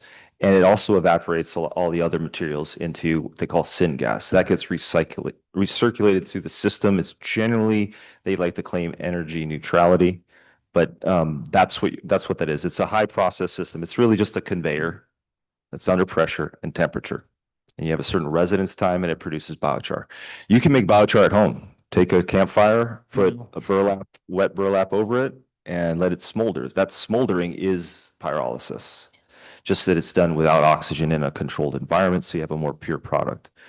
The question about PFAS on the incineration, so biochar and ash from incinerator is PFAS free because the PFAS compounds are, let's just say, burnt up thermally, oxidized because of the elevated temperature. If you produce a dry biosolid, obviously you're not reaching the temperatures where those PFAS compounds get broken down. So yes, PFAS would be in your biosolids. Again, you have pretty normal comparable PFAS levels in your biosolids. You continue to sample as required by State Bill 5033. That's the only regulation that you have right now. I do expect there to be a numeric limit at some point in the future. I would generally think that based on your values, you're going to be below that limit. And I do not foresee in the near future an outright ban of biosolids land application. In fact, just last month, I sent some guidance to Brian. If you'd like to share with the council, EPA issued an updated assessment on the PFAS risk assessment that they did, acknowledging that it was a flawed assessment. And they do provide you some guidance on how to talk about that with your constituents. Odors, yes, as we mentioned earlier, these options, if they do require odor control will be included and designed appropriately for it. What other, I've lost track of the other. Genuinely, I just was giving you some stuff to bring for the workshop of what I'd be looking at. And really the big one, I think that encompasses all of that is just some kind of like, if there's like a 30-year life cycle on these types of things, or like if there's kind of an expected trajectory that we can look at. The costs that you're going to see are going to be life cycle costs. Okay. In net present dollars for 20 years based on agreed upon interest rates that we want to use, depreciation values and so forth. We're going to be able to tell you how much water comes in and out, how much power you consume. We're not going to estimate emissions. That's a different effort that we're not scoped for. I'm happy to do so, but you'll have a box. You'll know what the box costs. You know what it takes to operate the box. And you'll know all of the inputs and outputs. I really appreciate you taking the time to answer all these questions. I know it's a lot. It's just, this is like a once in a probably my lifetime change, hopefully. So absolutely, it's a big investment. It's a big investment. Absolutely, and I think it takes a lot of vetting. So, Mayor Walters, actually, go ahead. Did you have another point? This is my last slide. Yeah, go ahead. And I'll ask after. Yes, and just kind of a recap. So right now we're refining those layouts and we're creating those end-to-end alternatives using our modeling tool, the suite tool. And we're going to come up with these 5 alternatives. In September, we'll have a workshop to review and refine those and narrow them down to 3. This schedule may shift a little bit, but these are general timeframes. October, then we'll develop, this is where the question was asked earlier about phasing. So it's not the next step, but it's the one after. We'll develop a phasing and implementation plan for the 3 alternatives. Then in November is really kind of where you come in and we look at that workshop and we perform that MCDA live. We'll bring in our decision analysis expert, Topher Jones, and we'll help talk about decisions in a different way that maybe my engineering brain can't. And we'll facilitate a discussion where we can live edit those, as I said, turn the knobs and see, what if I only care about O&M impact? What if I care about only cost? What if I care about capital versus operating? And we'll glean we'll see where we end up on that. And then ultimately, we want to end up with a recommended alternative in a technical memo early first quarter next year. So that's my presentation. If there's other questions. Mr. McDougall? Okay, thank you. Yeah, thank you for the presentation. And if you wouldn't mind going back to, I think it's slide 12, which has kind of like the sort of 12 or 13 options. Yes. This one? Yeah, exactly. So the first four that are kind of like recommended to go forward, they all, I'm going to apply like the simplest possible metric here, you know, low dollar, low footprint, low operational complexity tends to be good. The fifth one is a little bit of an outlier in that it's not necessarily, you know, following that same pattern. So I was just curious, like, essentially, what helped number 5, or I guess number 9, make the cut? That's a great question. I think it meets your volume reduction objectives. It fits on site. And I think that recent tours by staff, seeing the equipment might have, you know, brought an increased level of comfort with keeping this option in. They have 2 installations going on currently in California. So it's becoming a more established installation base. But I do agree with you. It's probably the one of these is probably the more the stretch. Okay, great. Yeah, and I'm, you know, not opposed to any particular one. Just curious as to. I think it stays in there also because it has that promise of future sequencing. So like alternatives 8 and 9 can be seen together. We have to see how they come out with costs compared to the other alternatives. Yeah, great. Thank you. Council, any other questions or discussion at this point? All right, well, this is more or less just a presentation. Got a lot of further steps left in the process. Thank you for all of this. I know which one I'm pulling for, but no, I have no idea.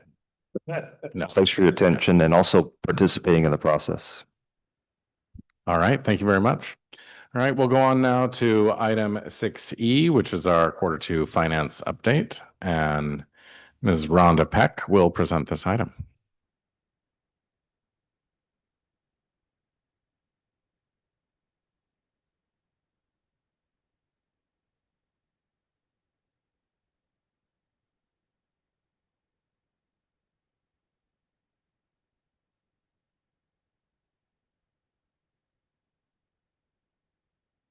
He was a little taller than I am. All right. With that. So thank you, Mayor, Council, guests who are here tonight.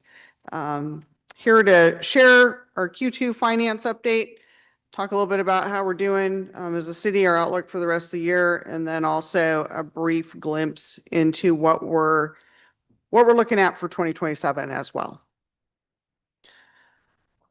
So with that, when we started doing a little bit of a deep dive into what does the rest of the year look like, we noticed a few outliers in the budget right now that may or may not happen.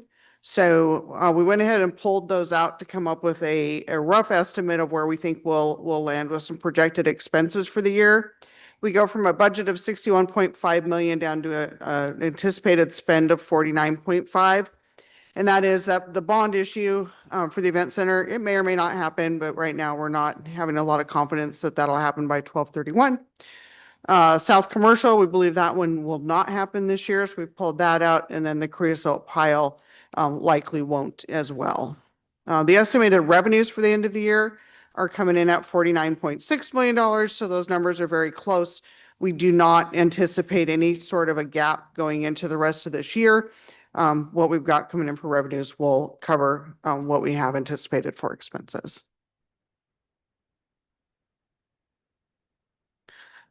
This slide probably looks very familiar to folks. Again, the emphasis here is really to show that our property, utility, and sales and use taxes are 78% of our anticipated tax revenues for the city. There is an importance reliance on these revenue streams for the city as it thinks about its future.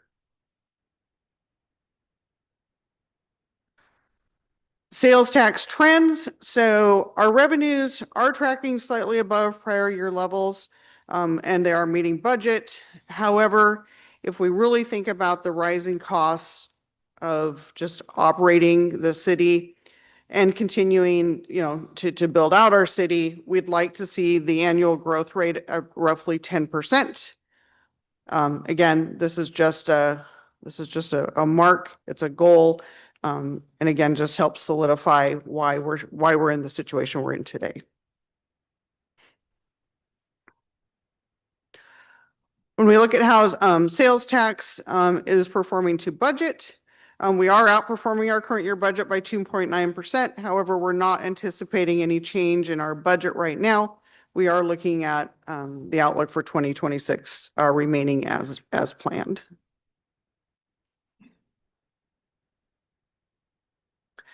Our private utility tax for the first half of the year, just talking numbers, is 1.57 million, slightly above last year's pace.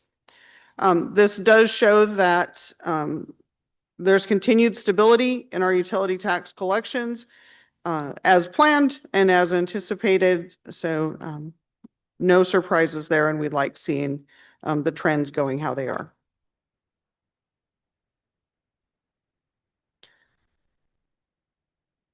Public utility tax revenues, it's a lower revenue. It's 1.4 million.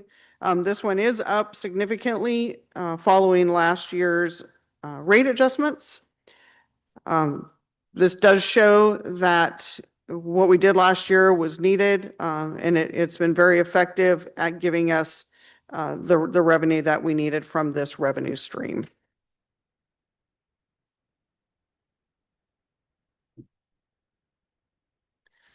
Real estate and excise tax. So we start talking a little bit about the housing market and how it's pacing or performing here in the city. First half, we're at $665,000. This is about a 10.8% increase compared to prior year. However, what we're seeing is the average recollected per transaction or per sale of a home has decreased, resulting in a downward trend of overall revenues. A little bit more on the next slide around that.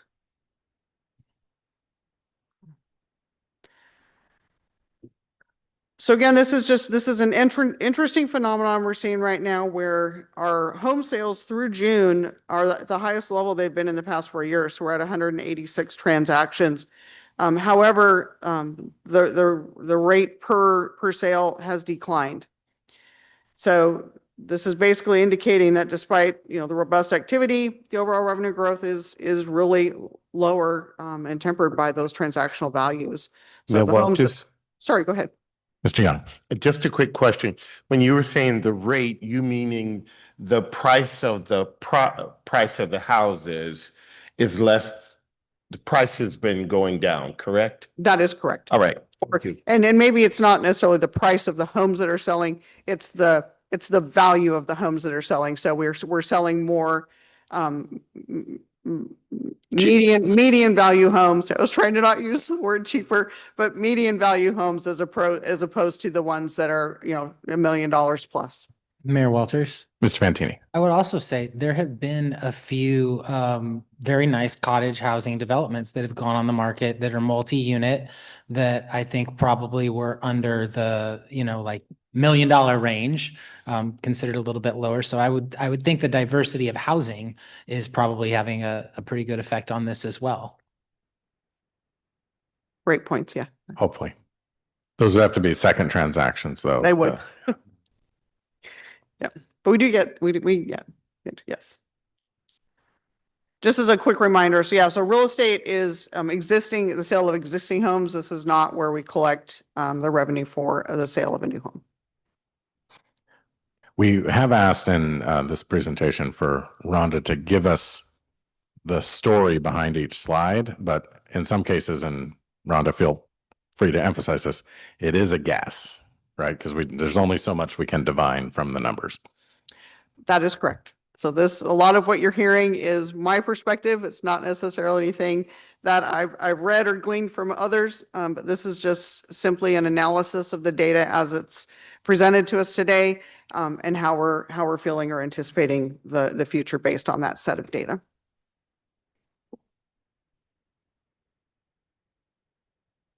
And for the record, Mr. Hoagland is also on the line here, and if I do misspeak at all, he'll step in and clarify as needed.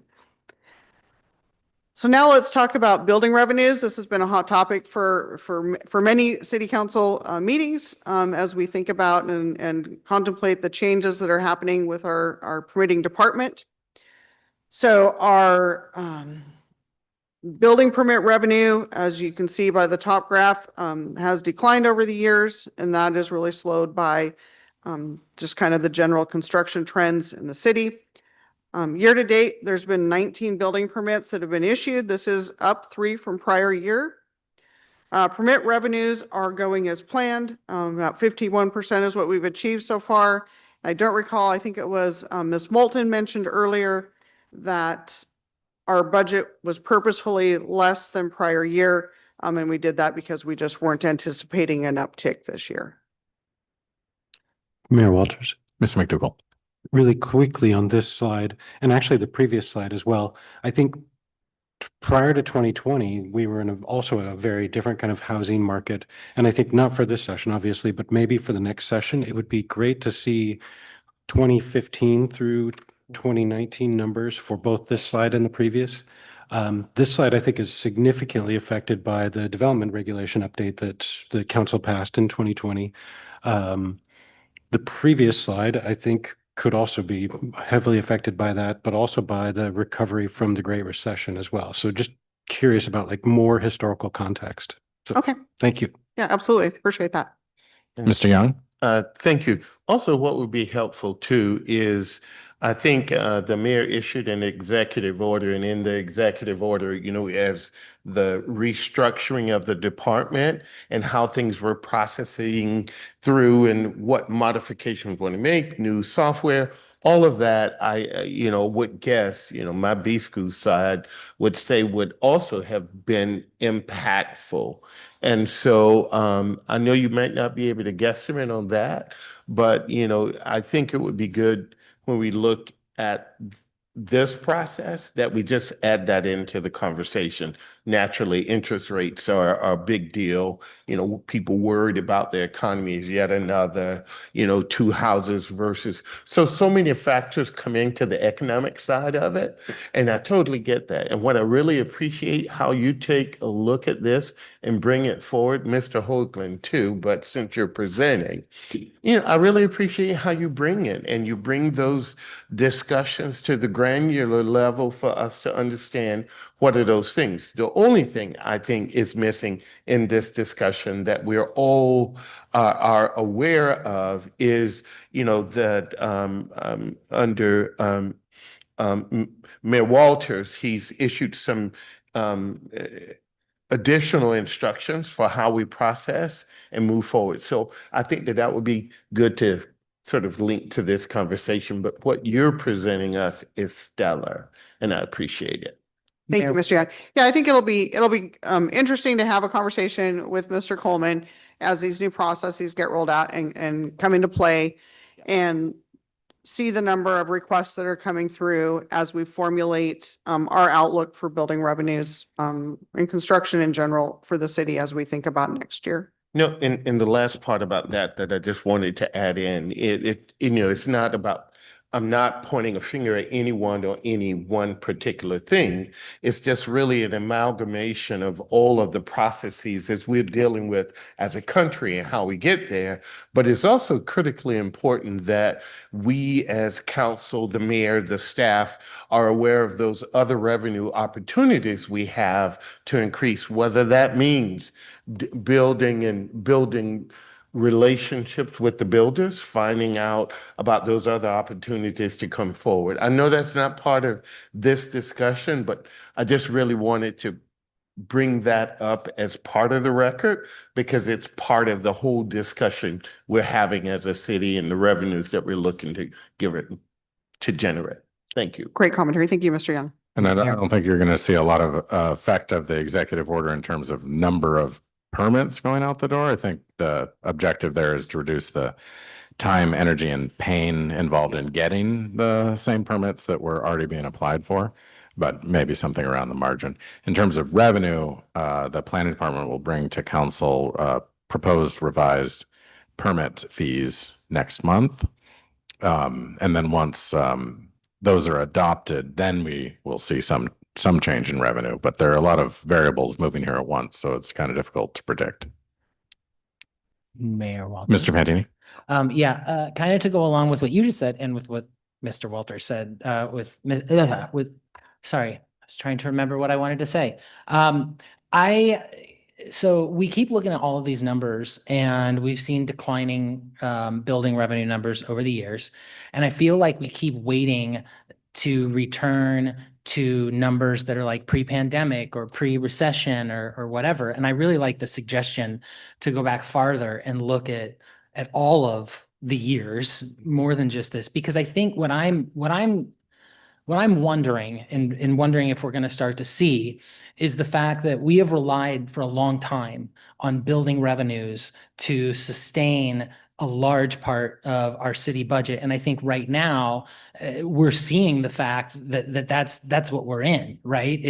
And we don't have the building revenues. And I think that the mayor and the planning department have done a phenomenal job of grabbing that bull by the horns and implementing wonderful new permit ideas. I've already heard from people that they're already seeing improvements. My concern and what I think we need to keep in mind as we're looking at the budget is that I don't think in Anacortes we can continue to rely on the building revenue the way we have in the past. And I think we have to almost stop looking for it to return to the way that it was in the past. And we need to start looking for, like, this council did a phenomenal thing and found fiber and built fiber. And now, and I'm curious to hear a little bit about fiber, hopefully tonight too, but finding more opportunities that are different than the way that we've always done it. And I think that was also what the mayor put forward in his, his call to action. So I would encourage us all to, as we're looking at these building revenues, not just evaluate them, but also look like what else can we do to shift some of the burden away from building revenues, whether that be through strategies of grant writing or through investment strategies. I have seen a lot of very successful cities. If you look at what the city of Ferndale has done through an investment strategy, not with millions of dollars, but slowly built over time. I just think we need to start looking, throwing some spaghetti at the wall, having some ideas, vetting some new ideas. And I think that's being encouraged. So that's just my thought on this slide. Sorry for going on a little there. I think that point is well taken. Those of you that have heard me speak about the growth Ponzi scheme will understand that a lot of cities throughout the United States have relied on never-ending building to pay for the expenses of the existing construction, the roads that need to be repaved already, and the water systems that need to be rebuilt. And that's not a situation that many cities in Western Washington are finding themselves in, because they all have urban growth boundaries and they are all constrained in some way. Building is getting harder for a variety of reasons. And there's a lot of negatives to being dependent on new building revenue to balance the costs of the existing construction and built environment. So Mayor Walters. One thing. And also definitely shown on this slide is that the amount of permit revenue just really isn't there to help us in any of the last 4 years. But even beyond that, the number of units that we have produced, even in 2021, which I think was maybe the high point in the last 10 years or more, just was not very significant. It never met our growth target. And it was off by quite a bit. I think I heard Ms. Cleland McGrath weigh in, so let's call on her next. Then we'll go to Mr. Young. Thank you. Yeah, I think that we've had this discussion, I think, at committee levels, but it would be beneficial to go back and have it at a full council with the public.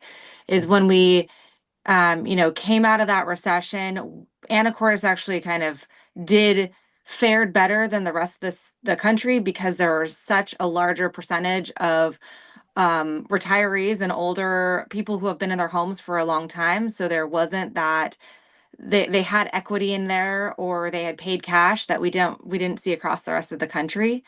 At that same time, when we were rebounding from the recession, moving into prior to 2020, we still had raw land that was being developed. We had quite a few developments, Rock Ridge, San Juan Passage, a number of others. It was easy land to divide and build single family homes on. When we did the development regulations through 2019 and the 2020 update, we had those multifamily projects kind of in the queue to have those permits then pulled in 2021 and 2022. I went back and I saw some of those projects. We had some really exciting things happening. So I think we have to think about moving forward is that, yes, we may not have as much construction, but we need to continue to have infill. We need to continue to have cottage homes, townhomes, buildings that are 3, 4, and 5 story in the appropriate zones, because we need to make sure that we don't price ourselves out of the current market. We need to take the pressure off for market rate homes, whether they are for younger people or professionals, older people across the divide. When we talk about the real estate excise tax that is after a home has been built, the city receives sales tax on the construction, but then when it's sold again, on the market, that's when we see real estate excise tax. Yes, they're lower. We need to figure out how to encourage and streamline permits and make sure that we have great customer service and are responsive as the city, as the government that kind of handles that component of construction and development. And before I call on Mr. Young, thank you, Ms. Cleland-McGrath, I might mention that we are starting to get a little afield from the budget discussion, but Mr. Young. Now, the only additional points I wanted to make and, really sort of allay to not just the public, but all of the people that are concerned about this issue, is that it's not as if we're missing the point. One of the reasons that I wanted to form the Economic Development Committee when I was Mayor Pro Tem was for this very reason. Most cities, when you begin to talk about economics, we have all of the entities, organizations, groups doing a brilliant job on various components for our society, whether it's the county and EDAS, whether it's SCOG, whether it's each individual city. One of the things that Anacortes needed, meaning as a city, even though we have the port doing economic development, the hospital doing its own push toward economic development, the businesses doing their own push toward economic development, the creative district doing its push to create more people, was that Anacortes really needed to look at what it needed at those various times, as in a time like now, and began to come up with ideas so that our legislators or those people and other groups that we work with, partner with, our stakeholders, can help us achieve those goals. But we also needed to come up with what they were. One of the things that came out of the Economic Development Committee, I mentioned it to the prior mayor and then mentioned it to this mayor, and I appreciate Ryan for moving forward, in that we began talking about the fact of grant writers. Yes, grant writers cost, yes, there are things that need to be done, but yes, assuming that the staff, as hard as they're working, can be aware of every single grant opportunity that's out there that we might be able to benefit from, is folly. So But part of that is what we're hoping to be able to move forward.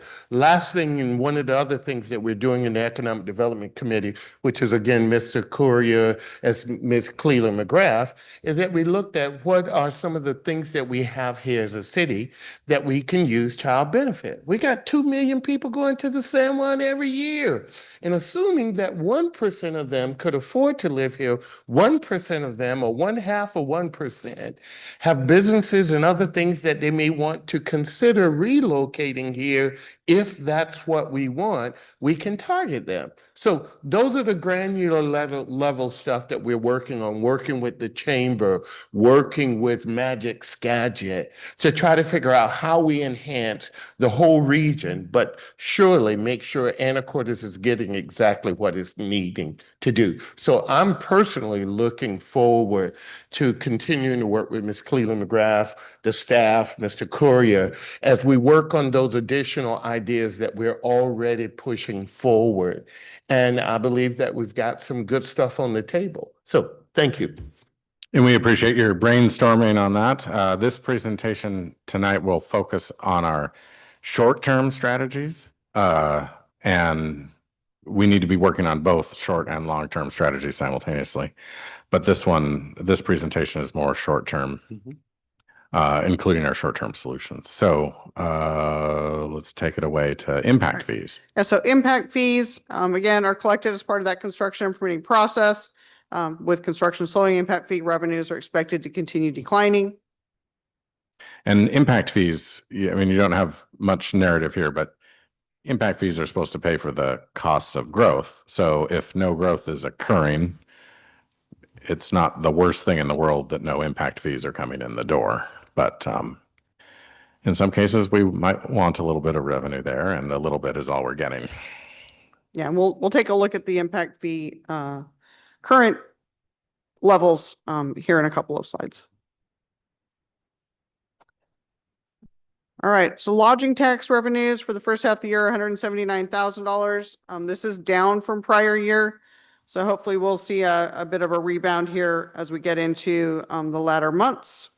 We do typically see a jump or an increase in August and September. So looking forward to seeing those numbers come through. Mayor Walters. Mr. Fantini. I would caution our optimism there a little bit. I've talked to some of the hoteliers in town and, this is reporting on April, May, June numbers, but as of now, several of the hoteliers are still operating under winter prices. And there's not a lot of sellouts other than this wonderful weekend coming up that is the Arts Festival, where hopefully everybody's going to go out and spend a ton of money. So I just caution that we should keep an eye on that. Well, and these numbers track 2 months behind like the other sales tax numbers too. That is correct.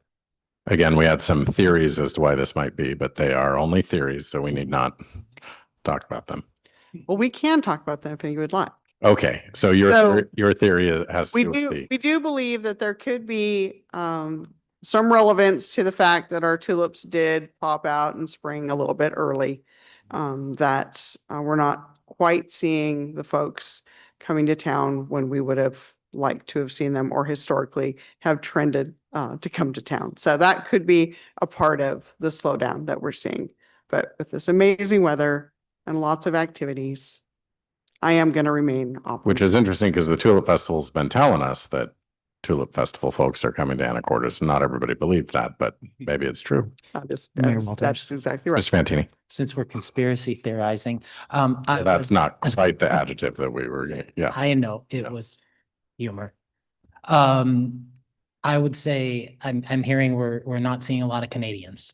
And I think when you look at their vacation calendar and you realize how many 3-day weekends that they have a year, and I think we're seeing a lot of them move on, and I'm hopefully they'll come back. But that's what I think a big piece of it is. But thank you. No question. Yeah. We're still working on that ferry coming back, so we'll see how it happens. All right. This is our major fund summary. This is a little bit busy slide. I'm not going to go through every number. It simply just looks at our revenues, our budget, and our expenses and our budget for the year so far by fund. The one thing I will call out is you are seeing I'll just call it a elevated or temporary increase in the cash in the general fund that is driven by the recent receipt of a property tax payment. That will come down as it historically has. The other thing I will call out that you'll notice negative cash balances for parks, cemetery, and library. That was intentional. We are working to fold those funds into the general fund in the coming months. When that happens, we will make each of those funds whole. And how it happened was we eliminated the property tax allocation to those funds. Historically, we've spread the load or spread the love. And right now we're just holding that all in the general fund, knowing that we're going to get those accompanying expenses that come across as well. I did mention that I was going to show you the impact fee balances for each of the areas. For roads, you'll notice about halfway down on the field in the blue columns, roads is roughly 75,000. Parks is at about 236,000, and fire is at about 412.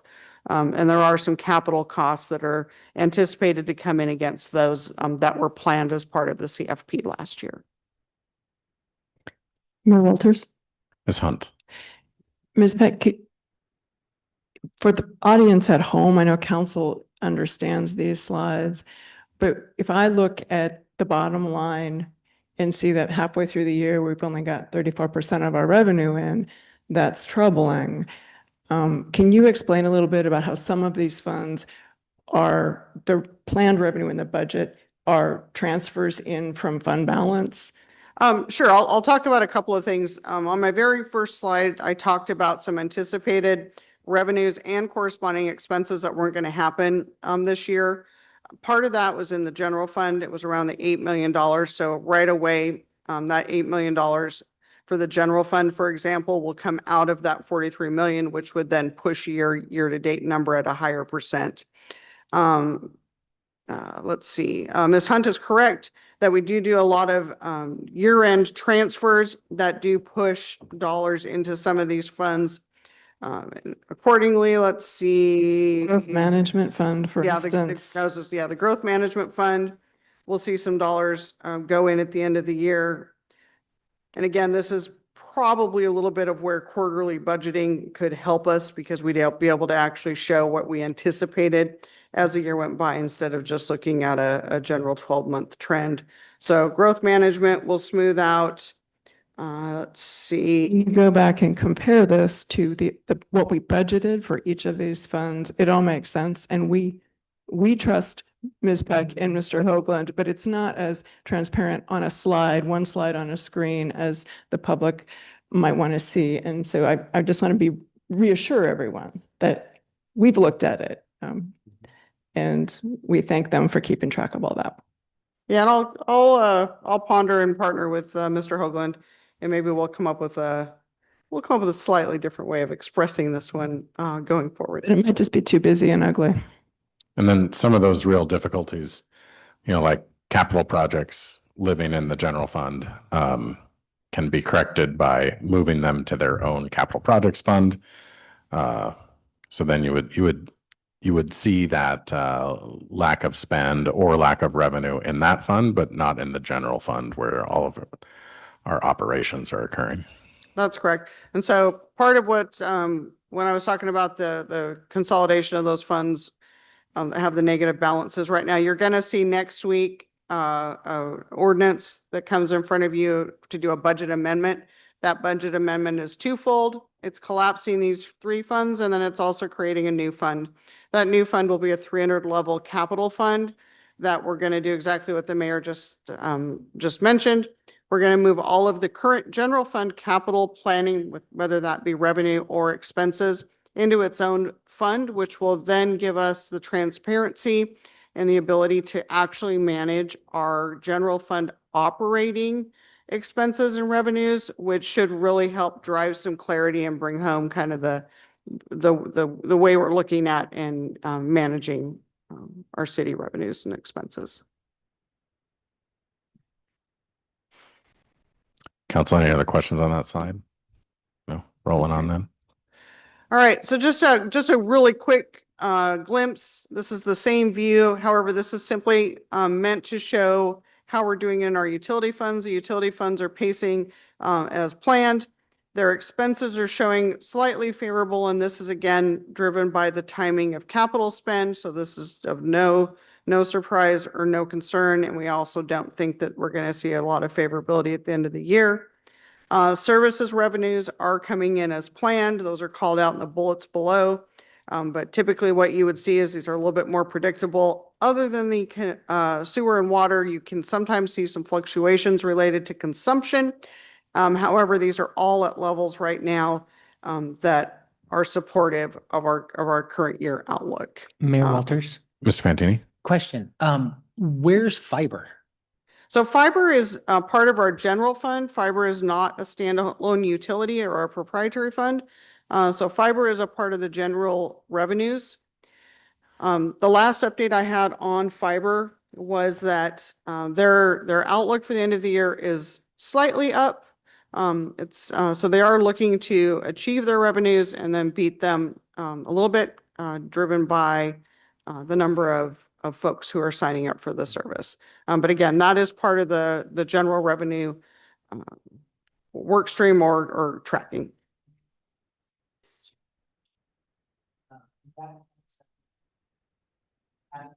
Part of general makes it more flexible as far as spending goes. Like if we were to pull that out, for instance, and have it in a separate fund, would that have restrictions to what that money could be used for? Yes. All right, then just a quick look at the utilities before we jump into the outlook for 2027 for the general funds. Our utilities do remain strong. Our revenues right now are supporting our operating costs and our capital.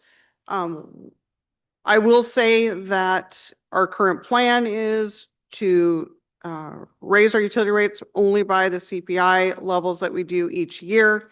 However, as we work through the upcoming capital facilities process, we may identify some gaps and come back to the council with some proposed increases based on the projects that you all approve as part of that process and want us to move forward on in 2027. So more to come on that. All right, so now looking ahead for 2027 for the general funds. So this is a busy slide and is not meant for you to actually look at all the numbers. The real story here is the green box at the top of each of these pillars.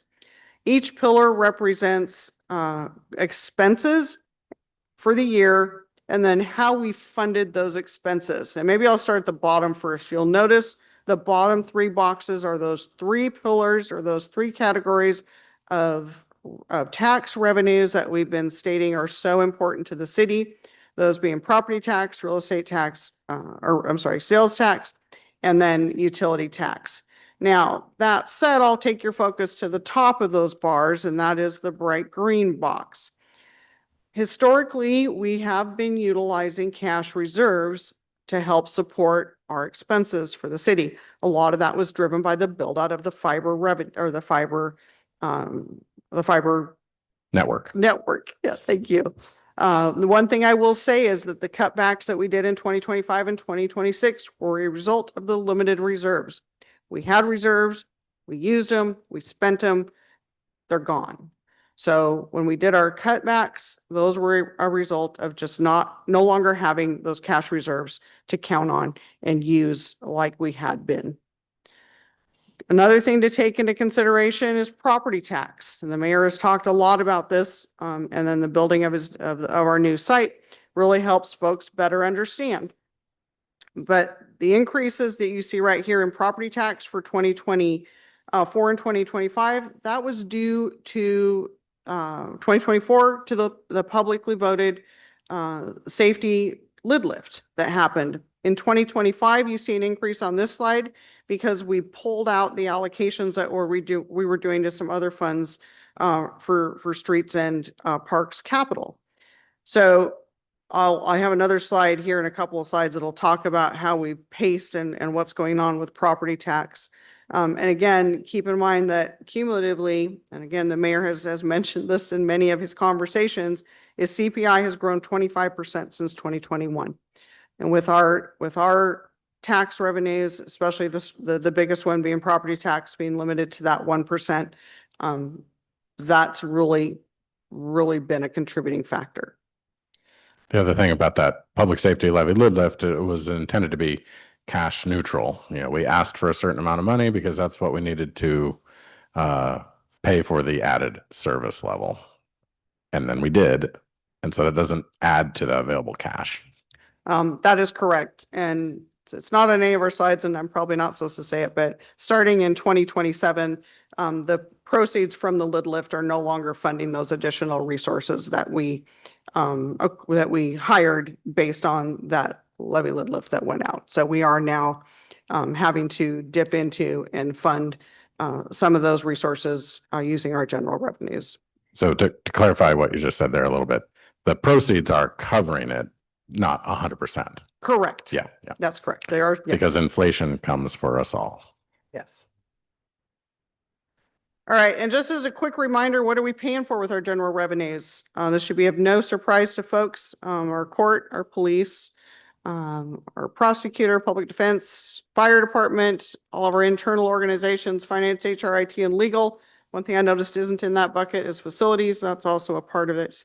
The planning department, our local cemetery, the library, the museum, parks and recreation, the senior center, and streets. So all of these different activities and benefits that folks who live here endure is paid for out of the general fund.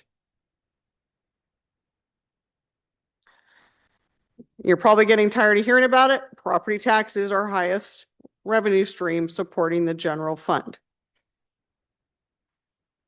And again, this is a little bit of an insight as to what has happened and why we're currently in the situation we're at. And since 2020, inflation has been 29%, slightly different than my prior slide. I think I have another year added here. Property tax has only gone up when you take out the impact of the lid lift, 6%. So in this view, the colored ocean is CPI. So that's your inflation shown through CPI indices against your property tax. So those orange bars, it is significantly higher. So we're just not able to keep up. Also, you only see half of property tax for 2026, right? That is correct. Yeah. But we're very confident we're getting the other half.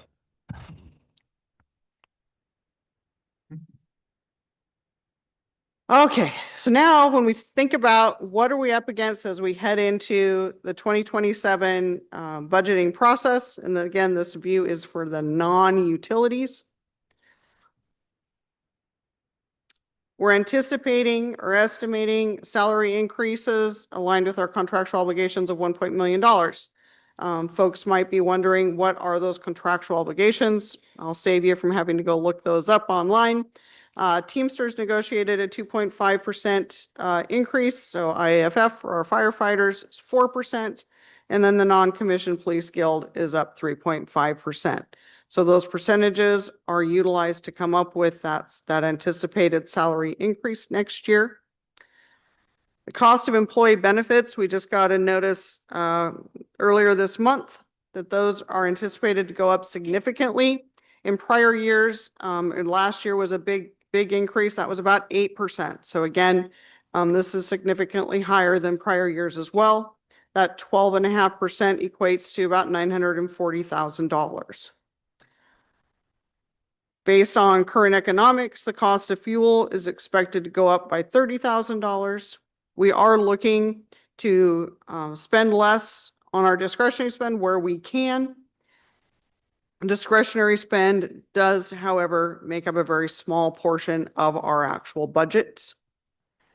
And we are having to adjust our 2027 outlook for overtime, insurance, utilities, and repair and maintenance because the reductions that we made and proposed for 2026 were just too extreme. So we are bringing those back up to how we're pacing for 2026 as we look at budgeting and planning appropriately for 2027. Our key revenue assumptions, again, right now is that the utility tax revenues will increase only by CPI.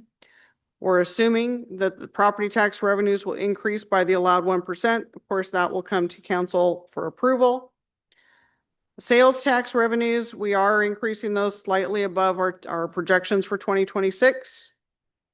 And then we are working through a few of the things that I think some of the council members mentioned tonight to get grant funding where we can. You know, we're utilizing external agencies, some experts in the transportation area, and then we are continuing with our lobbyist engagement. So we are doing our best to try to drive and achieve some grant revenues. Mayor Walters. Ms. Fantini. Just a quick question about the sales tax revenue projections increasing by 2% over 2026.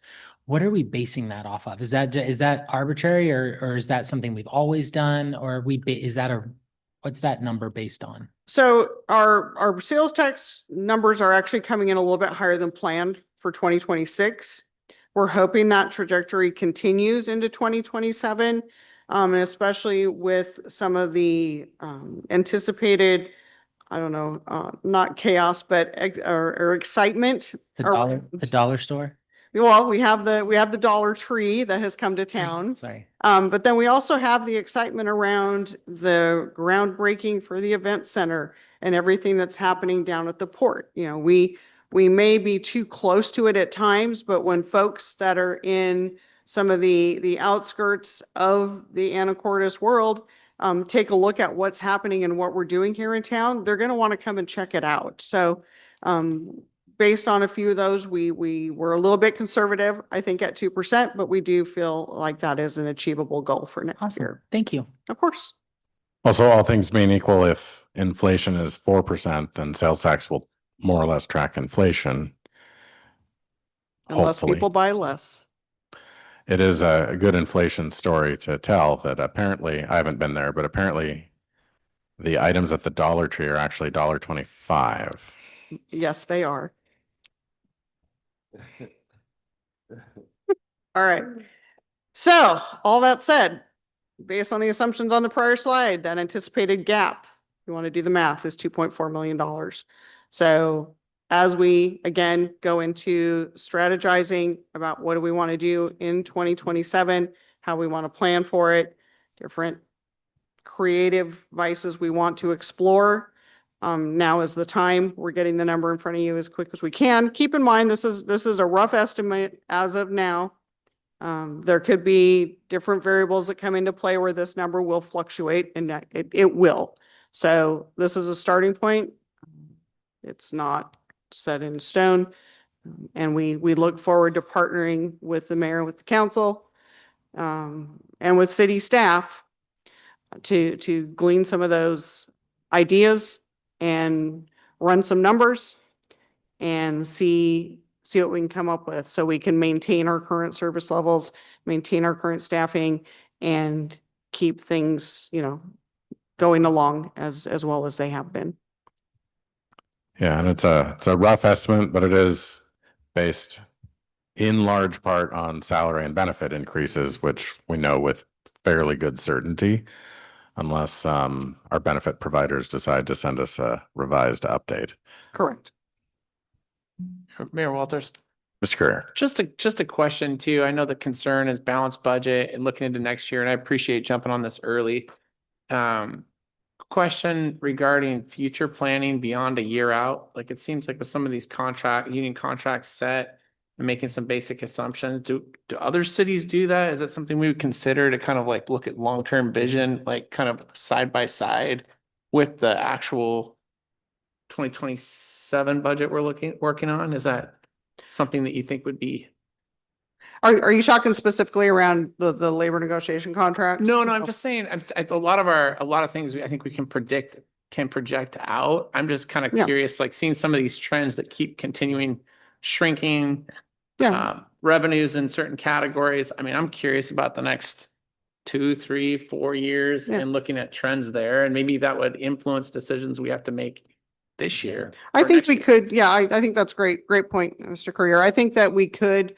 I would say very confidently, Mr. Hoagland and myself, we could come up with probably a 3 to 5 year plan. We'd 3 years for sure. 4 and 5 would be a little bit more guesstimates, I guess I'll say. But yeah, I think that if that's something that you would be interested in, I don't see why we couldn't pull that out. We do have the current contracted rates in place for Teamsters, IFF, and the Non-Commissioned Police Guild for somewhat in the future. And based on prior negotiations, we could come up with some pretty decent estimates, I think, going out into those other years. That's helpful. And I think also what Councilmember McDougall talked about, having some historical perspective in some of these categories as well. It is helpful as we're looking at, navigating a really difficult budget season. Mayor Walters. Mr. Fantini. I think to that, I think it's a great idea. We do that at the bank, and they probably a lot of private industries look out more than a year. But also, in addition to kind of like seeing problems that come down the pipeline, it also might give us an opportunity to see opportunities that we might be missing, looking at a longer projection at one time. I think that's a really good idea. Yeah, well, I know Mr. Hoagland and I looked at some of these numbers last year when we were contemplating what 2026 was going to look like. We did go back quite a ways in history, and we were able to identify just kind of key contributing, key one-time events that would occur that did drive either a positive or a negative to our spend. So I think that that's a point well taken, and is an activity that we can definitely support. Yeah, we have mostly 3-year labor agreements. So those numbers we know with pretty good certainty. Benefit numbers less so, but then there's the revenues. And I think that for the last 4+ years, we have been hoping that sales tax revenues would rebound and return to their prior growth rate. And that is what has really hurt us. Yeah.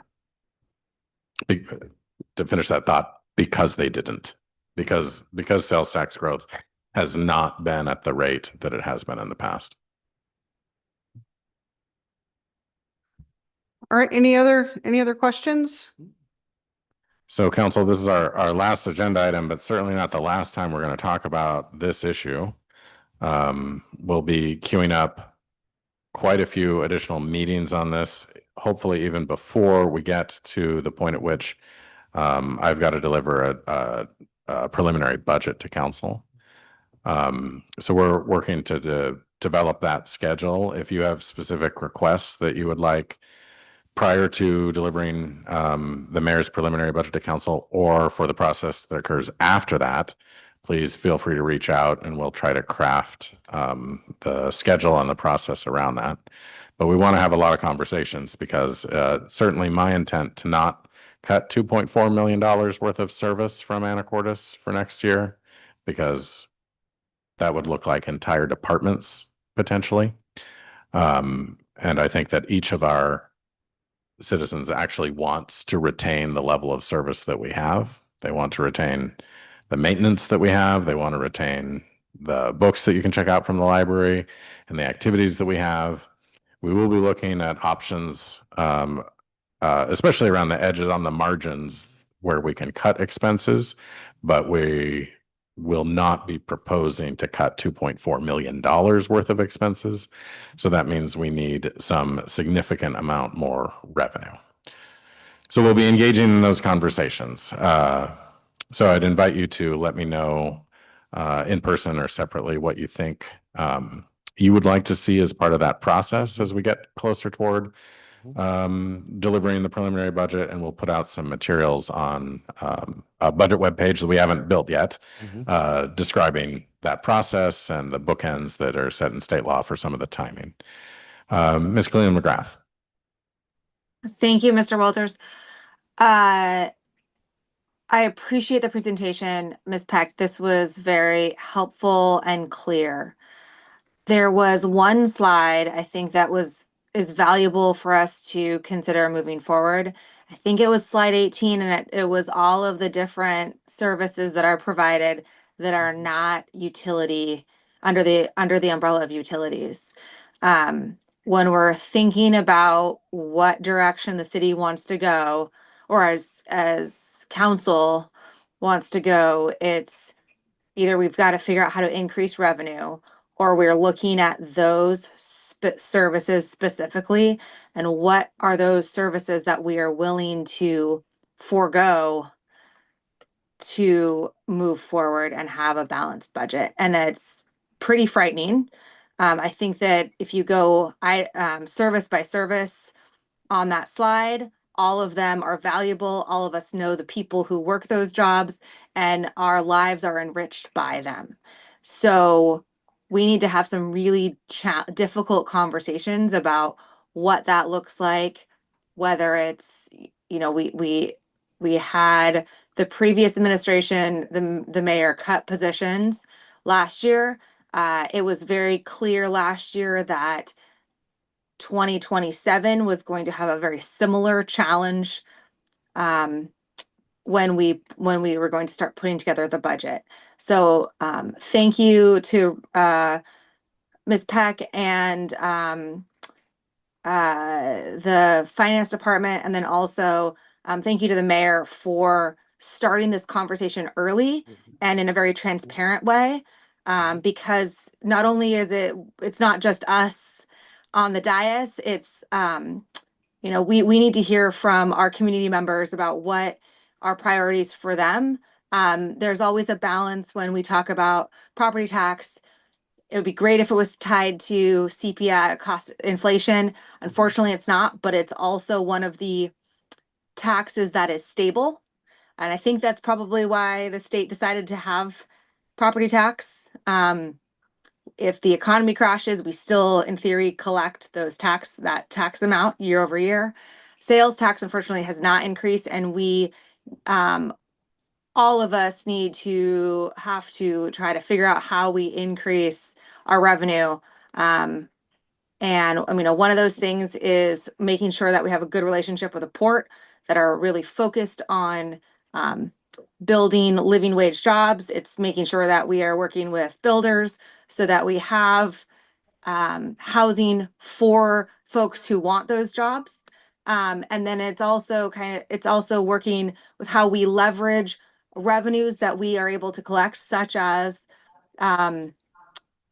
LTAC dollars, to leverage them in the best way possible. And one of those ways we've been partnering is this event center, which hopefully will not only benefit our local nonprofits with 12 days, but also will spur development through the different pads that the port has, and also just bringing more folks to town and realizing that you don't have to get on that ferry. You can have a beautiful experience on an island that only has a bridge.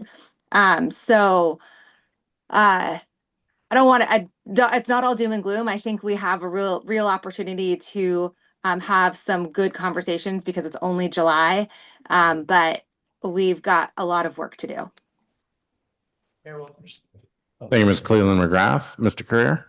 Yeah, I really like your reference, Ms. Cleveland McGrath, to that slide, because I think that really hits home, right? I think it would be just an idea, maybe something for consideration would be a revenue generation brainstorming session, where we just sat down with, and talked about that in a format which we could dialogue.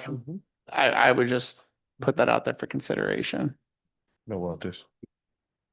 Thank you, Mr. Courier. Mr. Young? Again, brainstorming is, if you want to make me happy, bring me to a brainstorming session. I like it. I love the imagination, the creativity that comes out of it, the possibilities. All of them can be ranked. All of them can be determined what may be what we're looking for or what we're not. But if we don't have the chops to be creative enough to explore it, we already have an answer of no. And so one of the beautiful things about the team that we have here on the dais, the teams that we have in the community that we do, and the teams that we have representing all of our department, they are stellar. And they're all working incredibly hard in order to make the best use of those dollars that we do have while enjoying the quality of life we've all come to enjoy, and many of us, one of the reasons why we're here. And so, although I don't like the economic climate that we're in right now, I am hopeful. I'm always glass half full, but I'm hopeful because of the people that we have here that are committed to you, Anacortes, the mayor that we have that are looking analytically at where we are, how we got here, what we can do, and then also someone that transitioned from being here on the dais with us as a council member to the mayorship. So I'm again, anybody that knows me knows that I'm glass half full. I will brainstorm my way out of it if I can. I look forward to the people that we have here with us, because truly they are bringing their best foot forward. And honestly, I'm just humbled to be considered part and glad to be at the table trying to help this ship move forward. So thank you to all of you. Mayor Walters. Thank you, Mr. Young. I want you to all know that we've also instructed staff to brainstorm ideas. We'll integrate brainstorming, a brainstorming session into the schedule, but most of our brainstorms involved robbing people's bank. And so if we've ruled that out, Mr. Fantini. Thank you. One of the things that I think could be helpful too, and I would like to make an appeal to our community. I think that Councilmember Cleveland McGrath makes a great point about that slide and the things that are on it. I know what is important to me on that slide, but I really want to know what is important to our community on that slide. So I would appeal and say, if you have opinions on the things that you want us to fund, if there are things that we're doing that you like, tell us about it. If there are things that you don't, you'll tell us if you don't like it. But I would encourage you to please, now is the time. We do have some hard decisions to make, and we want to make sure we're making them in the best interest of the community. And I know I can speak for more than myself when I say we want to represent your voices. So please let us know what you're thinking. Mayor Walters? Thank you, Mr. Fantini. Ms. Hunt? When the budget webpage comes up and in our discussions, I think it would be helpful to know, looking at expenditures, I'm going to let you geniuses brainstorm that revenue. What things are we statutorily bound? Public defense comes to mind. There are some things that are non-negotiable.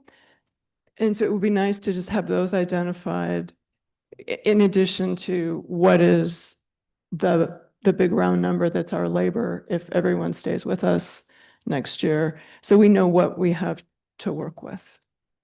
Yeah, no, that is certainly a critical thing. Thank you. Also, in terms of brainstorming, the ideas that we've come up with so far have been $100,000 or less ideas, not $1 million ideas. This item is available for public comment. Would anyone like to make public comment? Seeing none here in the audience, do we have anybody online? Nobody online. Okay, thank you. Well, there will be opportunities in the future. Mayor Walters? Ms. Hunt? Is it possible to ask the city attorney if she can come up with a slide of that goose that lays the golden egg and send it to Finance Director Hoagland? He has always mentioned that mythical animal. Sorry, one more time. Did you say the opioid funds? The goose that lays the golden egg. Mr. Hoagland insists that it exists. I will work on that. And you're in charge of animal slides. Okay, I'm on it. Well, we will need to maintain some good humor throughout this process. So thank you all very much. If there's no one else at this point, I will adjourn the meeting. See you all next week.